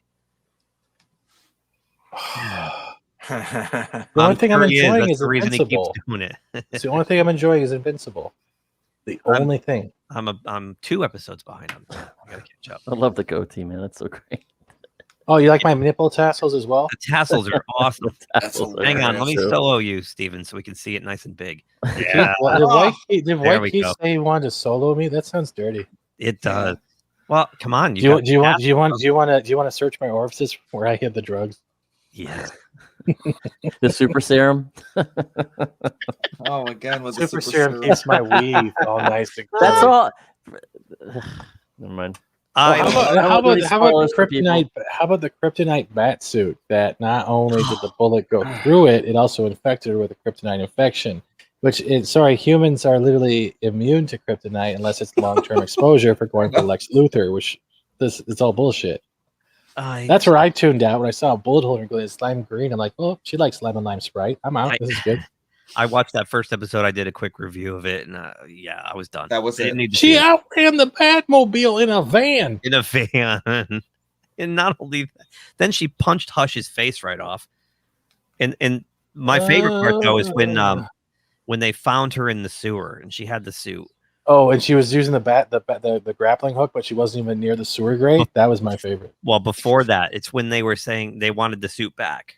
Luke Fox and the girl there, they wanted the suit back, and she starts going, "I am one of 325,000 girls born to a single mother who died during childbirth. I am one of the," and start rattling off all these statistical demographics that nobody would know while she's standing ankle deep in bum juice. And I just thought that's right there. I was like, "Oh, can you make that a name of one of your new shows? Ankle deep in bum juice." That's a good idea.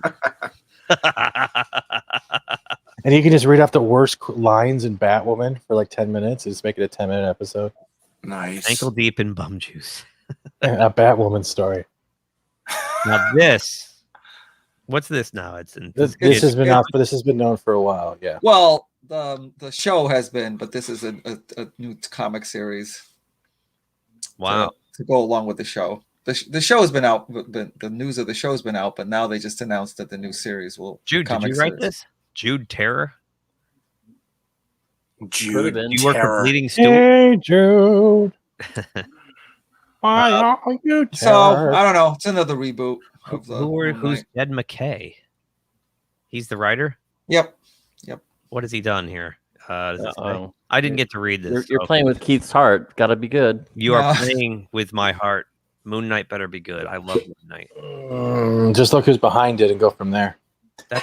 Because this is a comic series, right? Yes, it is. Yep. All right. If you want to go crazy, like we just looked at this week in new comic releases, and let me tell you something. All the covers, Moon Knight, make you don't even want to pick up a new age comic. It's all garbage. I literally watched Red Sonja holding a blade to, I think, Aquaman's neck. Okay.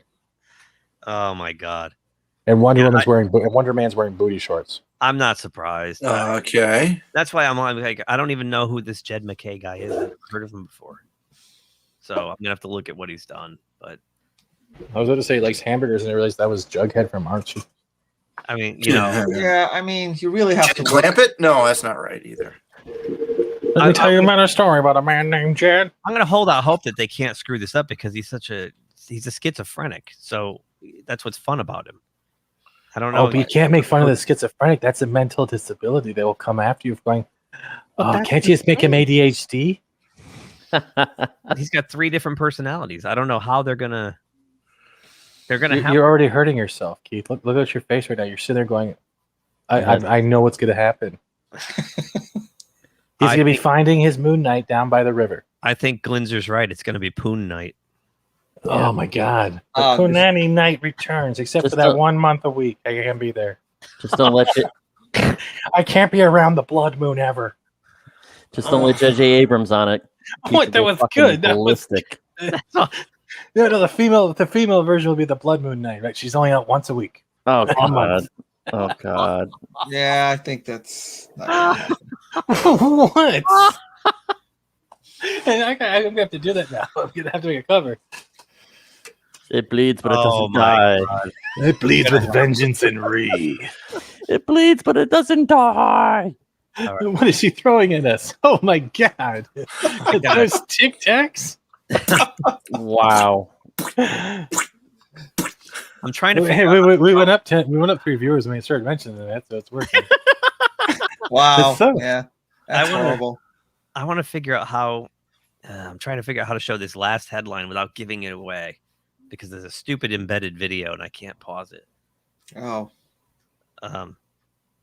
Shit. Change the language to Chinese. Yeah, there we go. I'll just, you know what? Make it all wingdings. I zoomed it way the fuck in. All right, here we go. Ready? Maybe some hairy nipple. Have you seen this? Oh yes. I have seen I this. saw that. I have not. I have not. not. It's This great. looked awesome. Is there production? Is there production videos of stills of this?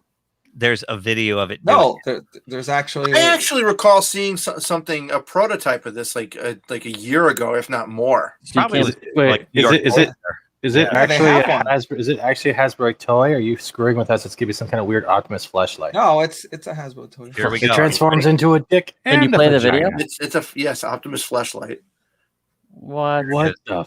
Does it actually do this by itself? Yes, that's what it does by itself. Yep. Is it going to yell at me? Probably not. Does it have any audio?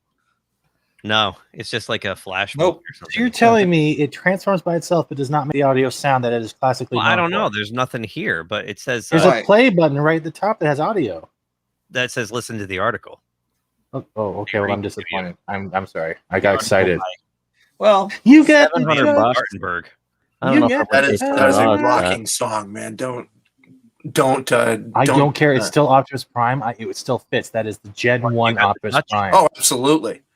You have to remember, Leonard Nimoy was Galvatron. Exactly. And Starscream still got ripped off from his Starscream still. Orson Welles' last movie, for God's sakes. Yeah, his Unicron. That's right. I like yeah. that.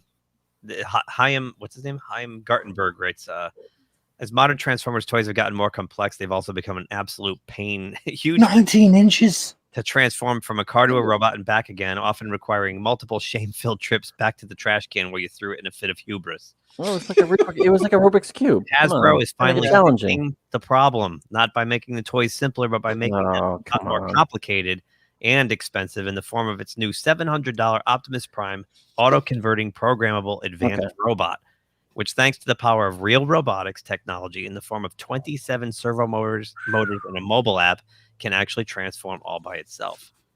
The new Transformer is almost breathtaking and complex. Oh my God! It is controlled by phone. Yes. Hasbro says that the 19-inch figure features roughly 5,000 components, 27 patented servo motors, oh my God, 60 connected microchips in order to pull off the automated transformer. Oh my! It has a phone app. I found the actual video that controls it. In addition to a mobile app, the new Optimus Prime toy also features voice commands that allow owners to control the transforming action or drive around the vehicle by shouting things like roll out or convert. The downside of owning this first Transformers that can actually, transform on its own is the eye-watering price of $700. The new Optimus Prime toy had better been able to fight off Decepticons and save the Earth. Dude, the new models being built in partnership with Robotech Robotics, which is noted by Polygon, has been making suspiciously Transformer-looking motorized robots for years. The new collaboration with Hasbro, though, gives Roboson the chance to bring its skills to an official Transformer product line instead of lookalikes. Oh, I'm sharing this. I don't care. You have to see it. Oh boy. It's gonna have audio. You're right. I'm gonna move it a little forward. Yep. More powerful than ever.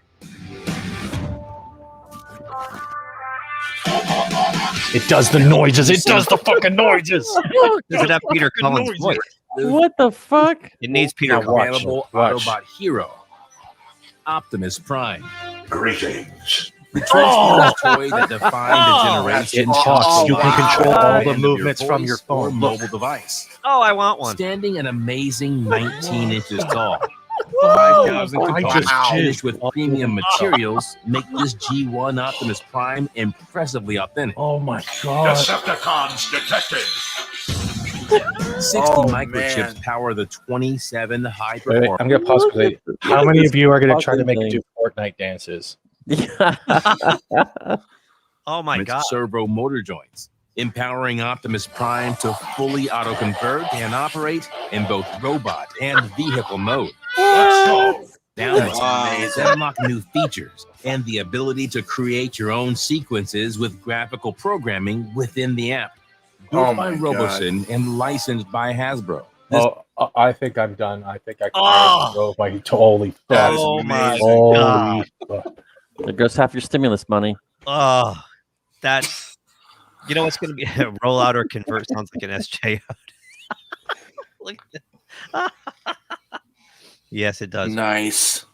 What's this timestamp? What? I got to try to get that out of there. How do I get that out of there? You're the admin. No, I know, but how do I copy and paste that? Oh, I have to go over. Hang on, I'll go over here and do it. I could do it from here, probably. I'm trying to get it, but it's there. Come on. Yeah, there. I did. Oh, cool. All right, hang on. I'll share this too. And here I thought that the Unicron transformer was actually the coolest but thing. here's the thing: they signed a deal with this robot company. They're going to probably make a whole bunch of these. They're going to make Star. That would be That's going to be amazing. Crazy. You can have Gulliver. You can have Look how big that Megatron. thing is, dude. Megatron. I want versus- Megatron. Oh my god. Holy shit, that thing's as big as her torso. Oh my It was, God. fucking, Timestamp 127. does it show it? Is she just gonna leave it in the fucking truck mode? Come on. I'm sorry. I just wet It's myself. going to transform it. Look how big that thing is compared to her. She's just reading the instructions for. She can't read. She's looking at the pictures. Okay, there we go. Okay. Thank you. Getting a little impatient. Imagine if they actually come out and it's Wow. voice activated. Whoa, that thing is fucking That's huge. amazing. It's 19 inches. Holy No shit, Oh my God. dude. Holy shit, that thing is huge. That's what she said. Yeah. She is saying it probably. It 12 Oh takes my 12 God. D cell batteries. Really? Wow. 12 diesel. Dude, I don't think. I don't no, there's care. no- You can it do has to be a power USB-C charge. It has to be a USB-C charge. It's There's- got look at Where it. would you even put 12D batteries in there? Yeah, I think he's fucking with us, but like Yeah, that he is thing, fucking with it's got to be a USB-C charge. Oh, look at it. Look at that. Oh my God, that thing is awesome. Power poses. Oh no. You can make custom commands and custom movements for this with the app. That's That's what he's right. showing in the video. Yeah. You She's can hear the talking to sounds. it and it's Look at doing- this shit. Oh my God. I would have this on camera just to talk shit to people on the live stream. This is awesome. when. Is he This is jerking when, off? Is he shake waiting? Yeah, he was I- shake waiting. I think if you put I think that was supposed to simulate if you put his gun in his hand. Yeah. Make it This look like is- he's shooting it. This is totally maximum overdrive shit right here, dude. This What thing- if they get? this What if thing's they gonna get it? become Fucking. But oh my god! So these are some of the knockoff ones I think that the robotics company makes. Wow. No, get that. No. We don't need Robo here. Robo Rave.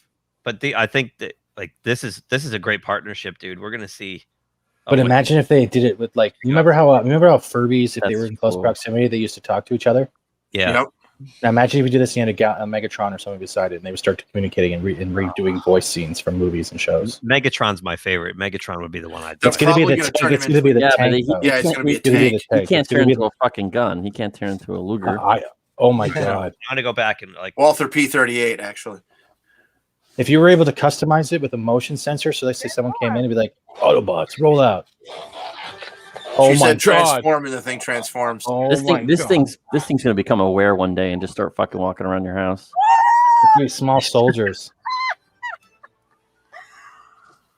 She actually looks like a Transformers nut. Oh, you Yeah. still have your little plastic pieces on your arms. How you doing? I am speechless. Oh my god. Are you moving? It's breathing. No, I think it's not breathing. It's making sure that it's balanced. It probably has a gyroscope in it to make Like sure where the you're balance is orienting up. them. Yeah. Commands listed? Attack. Prepare for battle. What the fuck? Voice activated. Oh, that is amazing. Voice activated. Yes. Like it's fucking punching. boxing. Listen to the noise. Look, there's Megatron. Fire now.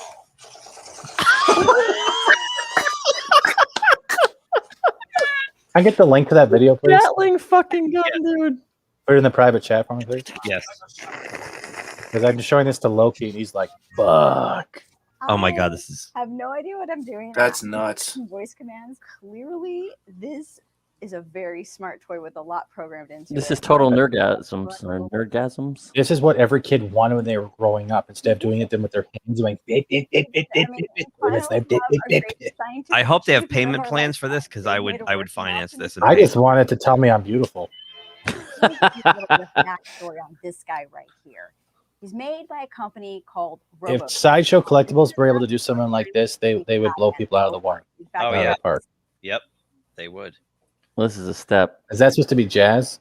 Yeah, thanks for copying it finally. Bastard. Sorry, it was in full. No, I'm kidding. I'm kidding. I don't care.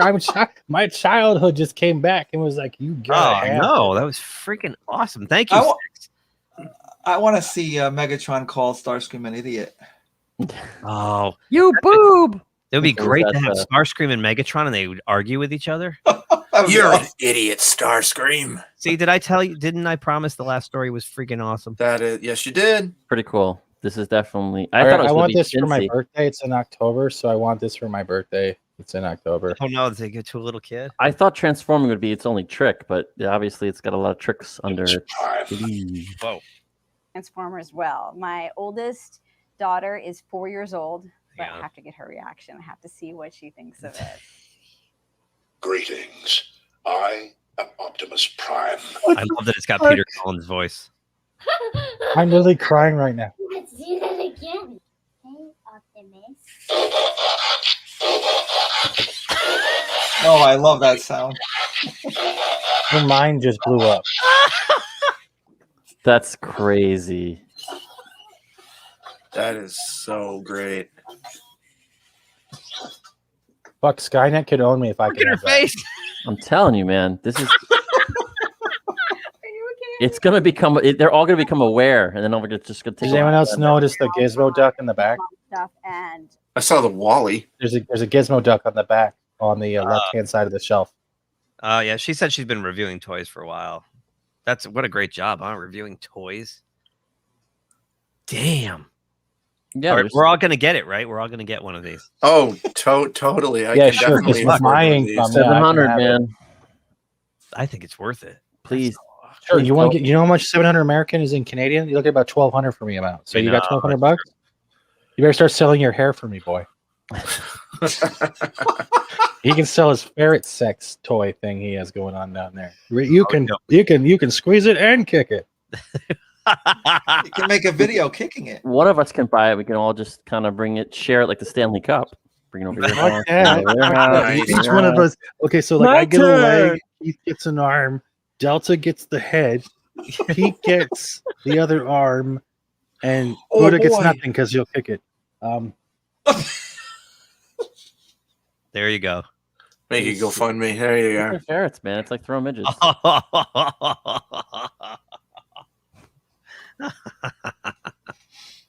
Well, Nerdrotic liked it. He just saw me tag him in it. Oh, for the toy? The video, yeah, I just posted it, plus the voice activation shit. And that's gonna blow him. And Heel is a huge Transformers guy. Oh, I know. As an RMB are gonna go buy it. They're gonna get that for sure. Yep. Yeah. As they say, Show Store has it for 900, but it's sold out. Really? Is it on Big Bad Toy Store? Check Big Oh Bad. my god! Oh my god! That prop made me cry so much. How cool was that, huh?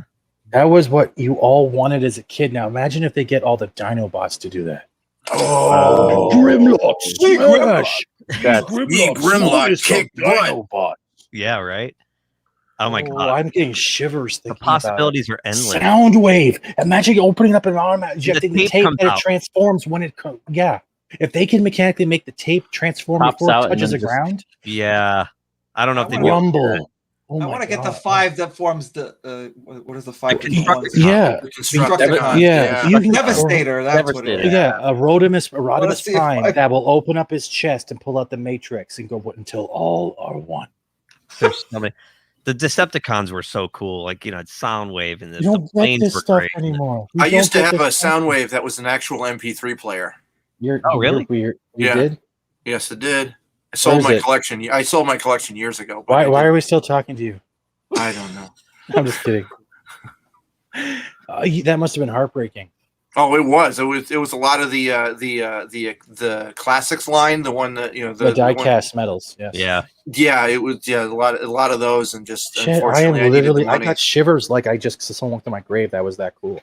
What was the boombox, the Autobot one? That was Blaster. Master Blaster. Right, Soundwave was the other one. Yeah, it's very misogynistic. Yeah, Soundwave because it has Master in it. No, it was just plain old Blaster. Did you buy the second all I have left is a little PVC model of Soundwave. They re-released them. I've got a couple of the Masterpiece figures, which are amazingly difficult to transform, and they come in robot mode, and that's how they stay. Oh, Mecha Godzilla, RoboCop would be awesome. Oof, RoboCop would be great. I sold my G1 Transformers, I want to say around 1998-ish. I needed money. I hate you. I sold Megatron. I hate you. Cracker and Soundwave for like. I hate you. I hate you. I hate you. I know. I hate myself. I don't really hate. They were sealed in the box. I have to go on Wish and don't fight, tell me that, Keith. They were still in the box. They were still in the box from '84. Wow. I used to work with a guy who ran a comic shop when I was a teenager, and I knew the value of things. So I would buy the toys and just put them aside in the box. So you never opened it? Never. Okay. What was the base that turned into the rocket that the train go around it? Omega Supreme. Omega. Now imagine Omega City 1. That big. Picture a 30-inch the city. Remember you could drive your other Autobots into. Even bigger than that if Optimus. Oh yeah, and Metroplex was the city, one. and Fortress Maximus. What was the Dragon Godzilla one for the Decepticon side? I think you're getting into Trypticon. Yeah, the big one, the very big one. Yeah. Trypticon. Yep. They have a line here. An army of T-800s would be sweet too. Oh, Jack. Good God. How the possibilities, not that they can do this. Oh my God. Yep. I'm in shock. Does anyone want to sell their blood for me? I need about $900 American right now. Thank you for sharing that. I never would have seen it. I'm just like, oh my fucking God. Thank you. Edson's the one that found that. Yep. It's funny. I was sitting there waiting for the shuttle bus to the airport, and I was flipping through the stories that you put in. What we do is we do a Google Calendar, and we just throw stories in it for the show. And I'm flipping through, and I see this. What? Optimus Prime. I click on it. I'm like, oh my God! There was. Oh, I can't believe it. It's so cool. Yeah. I have to go looking through Wish for knockoffs just to have something.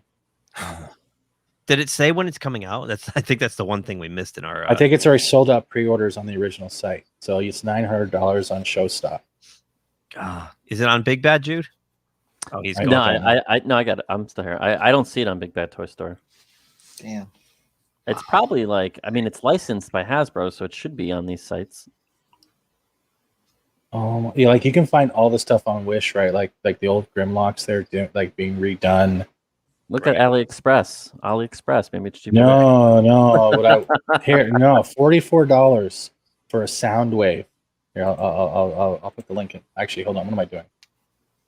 That's where I got my Venom and my Carnage figures that you've seen on my computer.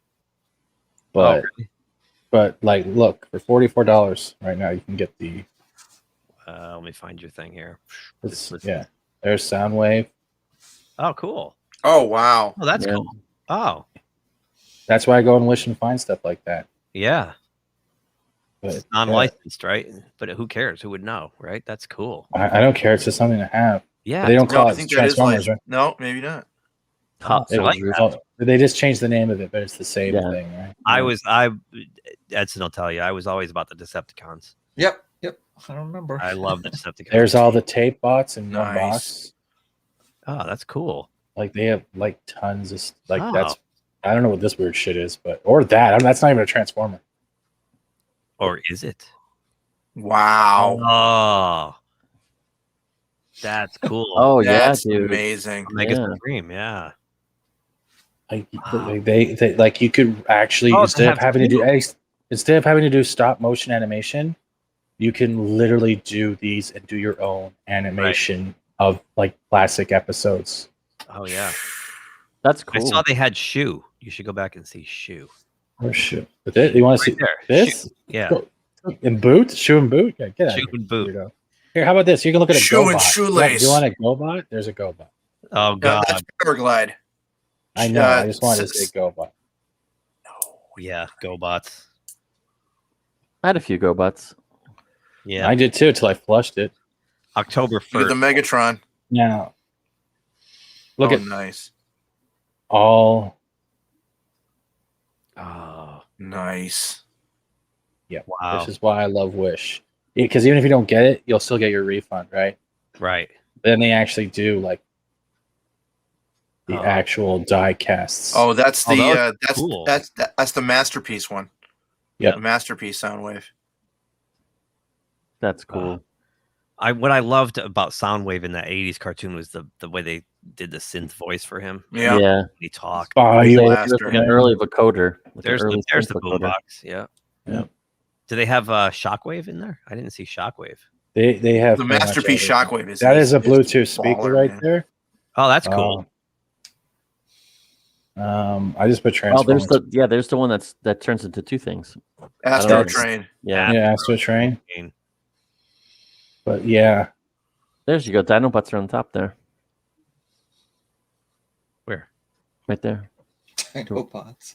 Go up. I had the original Stegosaurus that was in diecast. Snarl. It was a lot more shinier. They had a very hard use of the dark metallic paints. And Yeah. It wasn't this bland plastic look. It was all metallic paint. That's This right. is just plastic filler. This is garbage. Yeah, the actual ones, you could hurt someone and it would leave a dent in their forehead. That's right. Wow.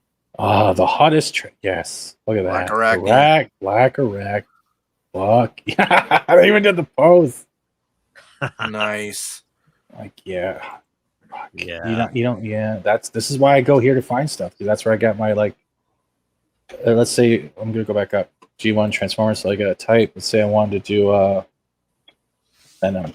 There's the Constructicon guy there. That's Yeah, I'll put it back. But, like, Devastator. Devastator, yeah. Venom figure.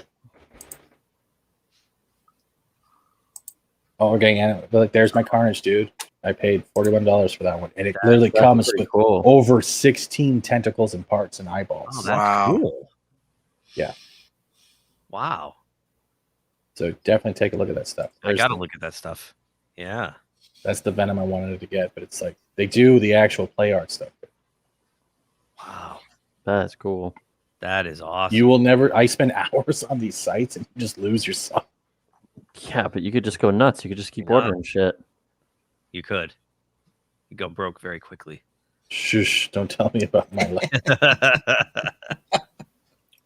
But yeah, and then we go I don't back have to eat. I don't have to eat it at all. That's the one you're talking about, right? So it's 46 for each one, right? But How you big is get- that one? Though? There's different sized ones, Says right? 21 centimeters.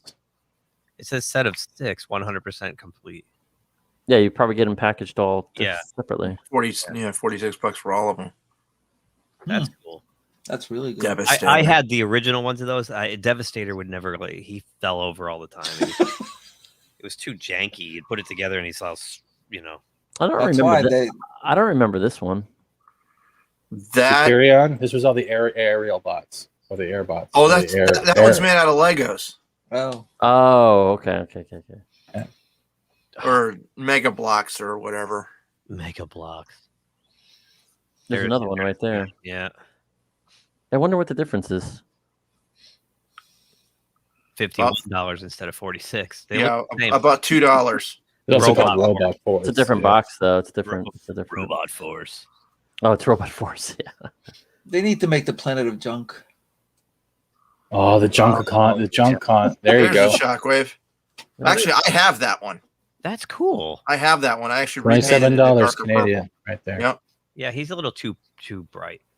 Yeah, He I was up there. repainted him a darker purple. Oh man, this is Oh, what about that? Cyclonus. Do they have any Sharkticons? Cyclonus. Do they have Galvatron? I didn't see Galvatron. Hold on. That's It's cool. unbelievable. If you told me back when I was, 13, I know. it would still be around. There was a SpongeBob transformer. I'm not talking to you anymore. Oh my gosh. I like the new ones they're making too, like the DeLorean from Back to the Future. Yep. The Ecto one. They're out and they're making them into Transformers.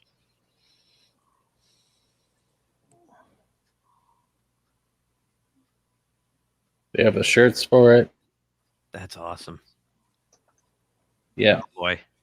Okay, I'm just. Oh, there you go. It's not a Transformer, but where is it? The Batmobile. Yeah. Oh, very nice. With Adam West. That is cool. Oh, that's cool. And it's die-cast. That's pure die-cast. Wow, how big is it? Looks like it's 12 inches. One in 24. Yeah, one. Wow. Comes with Batman and Robin, supposedly. Nobody wants Burt Ward. Oh, wow. Oh, that's cool.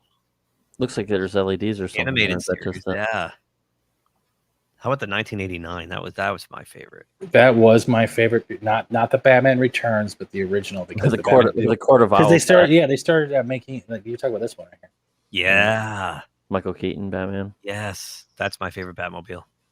Oh, that's something we didn't get to. Michael Keaton's out of the Flash. He was never in, and if he is going to be in, he's probably holding out for more money because I think he has a WB by the balls right now. But they said he also he got a one of those. Come on, by the nuts. They gave him one of those honorary doctorate degrees recently, like a week ago, and he got up on stage and said, "I have one thing to say: I am Batman." Yeah, but he says that, but that's because he was Batman. He was probably he did it for the people to cheer on, right? That, or is he dropping a little hint that he's going to be Batman again? I don't know. Alternate universe. Who Batman. the hell knows? I don't know. The Shadow knows. There's Punch. Yeah, this just keeps going, man. I can tell you could just be on this all night. It just I told you it is a bad addiction. Bottomless pit of fun. Bottomless pit of There's your Megatron. thumbnails and shit. Now is he? He's a gun. Because now that one's a small one. Yeah. Okay. Yeah. Wow. Very cool. Yeah, I'm sorry. I didn't mean to take all your time. So how much of this? How many products have you bought, and how many have you? I am not answering that question, but how many didn't you get? I would say 80% of the items have arrived, but I've still gone back all the refunds if it didn't come. He can't live stream what he bought. No, but I want to know. I wanted to know the percentage. I wanted to know the percentage of what he got. What get gypped, right? Yeah. Oh. Yeah, but I don't want to get my hopes up too much when I go on this. Your best bet is to try, look at the verified status in the comments like you would on Amazon and go from there. Right. And eBay, yeah. Oh, these are cool. I don't care if they're knockoffs. Who cares? No. Just put them on a shelf somewhere. No. It's what would you rather spend? Yeah. Go to reprolabels.com and get little Decepticon stickers for them. Oh, there you go. That's what you can do, yeah. Tony Stark. There's a Grimlock you just saw. Gonna need a bigger shelf. Nice. You're going down the rabbit hole, Keith. Nah, I'm gonna have to. It's the plastic crack, man. Once you get in plastic crack, you're done. Plastic crack. It is. It is plastic crack. This desk. You gotta get your fix. Once they release something, you're like, oh god, I got it. I have probably 45 action figures on this desk alone. Wait until you start getting the IKEA display, and then you start posing them. Oh, they're all posed. They're all hanging out on my desk here. They're everywhere. Megatron, is that you? Here's a hint. That's right. One shall rise. The problem is you want to collect one for so shall many. fall. You want to collect for so many toy lines. Like I did G.I. Joe, I did Star Wars, I did Transformers, and then all of a sudden you get stuck in. If they do Mask, I'm all fucking done. What you have to do is collect the characters you love, not the characters collecting. of the set. I like collecting Predators. I'm surprised Mask hasn't came back yet. I used to. So does Chris Hansen. You have something in common. What? That was good. That was good. You like to collect Predators, so does Chris Hansen. Yeah, I get it. I see what you Come on, man. You actually looked down. You thought that was good. That was good. Uh-oh. Kate doesn't think our offices look good? Or what? Sounds like She does graphic design. Actually, she does Y'all interior should hire me design. to make her office look better. So Yeah. honestly, yeah, take a look at her Sure. stuff. She has a video up there how she does it all online. She's not joking. Dark What- designs. Yeah, Yeah. 'cause we're Like our You can design a way to not Well, get kicked in the nuts. How can you beat somebody kicking it? you don't need your rodent cage anymore, dude. no, I Put all your action figures in the cage. We have a relationship here. He's got to stay It's- near me. Kicker, kicky. Exactly. Kicker. Rabid fucking squirrels are a real thing, man. That's how the fucking zombie apocalypse is gonna start. Someone's gonna get bit by a fucking zombie squirrel. Good You're God. a fucking weirdo. Thank you, Steve. Okay, wait. You saw the trailer to the Zack Snyder's Day of the Dead, or whatever it was, right? That new movie, this remake. I thought it was a zombie squirrel, and they tried to tell me it was a tiger, but it looked like a fucking squirrel. The CGI was that bad. Oh, really? Yeah. Well, it's a Netflix thing, That right? is bad. Yeah, I was gonna watch that today, and once again got distracted. But yeah, they have everything in here. Like if you just want like the statue, just give it a look, take a chance. Don't go over $50. That's the way I look at it. Okay. That's where I get my neck speakers, my Bluetooth stuff, replacement Sony headphones, everything. Cool. Yeah. What looks stupid? Every purchase is another way to lose my virginity to nobody. What looks stupid? Who's saying it looks stupid? What looks stupid? Kate said that looks stupid. What looks stupid? That looks stupid. What looks stupid? What are you talking about? I can't do pop figures. So I've gotten like 100 things. What looks stupid? Oh, the zombie movie looks stupid. Zombie, yeah. Yeah. I'll find it. Yeah, it's on. I saw it bounding into comics or something somewhere. If you find it, I will share it. Oh, I found it right Too away. easy to go find it. So fucking horrible. Give me the picture. I'm Batman. Oh God, is Tig in this? What? Tig from Discovery. Oh. Oh, please don't tell me this is Tig. Please tell me I'm wrong. Who's it?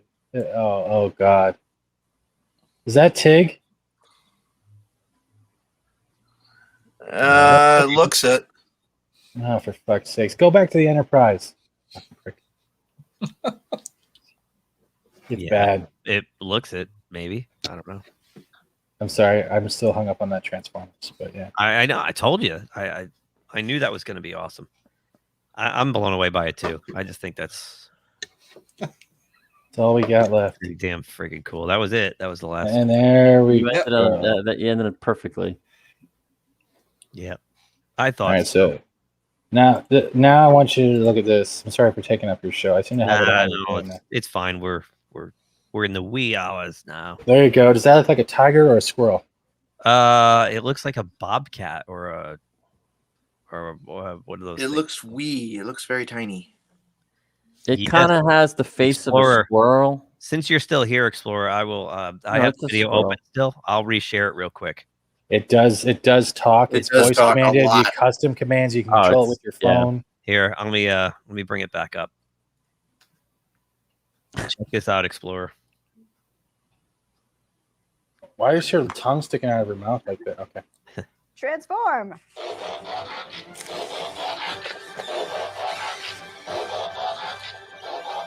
The sound is way too much. It doesn't go with the actual little bit. Right.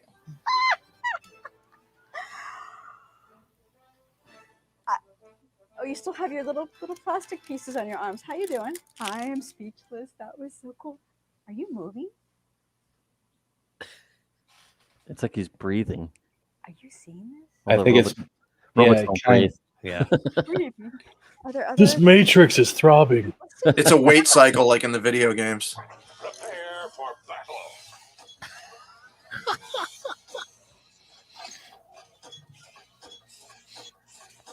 I love that dude. Look, there's Megatron.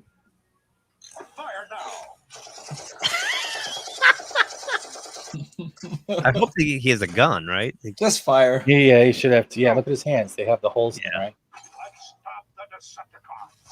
The hands actually look articulate. Oh, wouldn't it be hilarious if he flip it took a off? step to the side and he just tumbled over and smashed into 1,000 pieces? Oh, nobody needed a prototype. Yeah. Well, there goes that review. Exactly. Yeah, Explorer, it's awesome. Yeah, you have to check it out.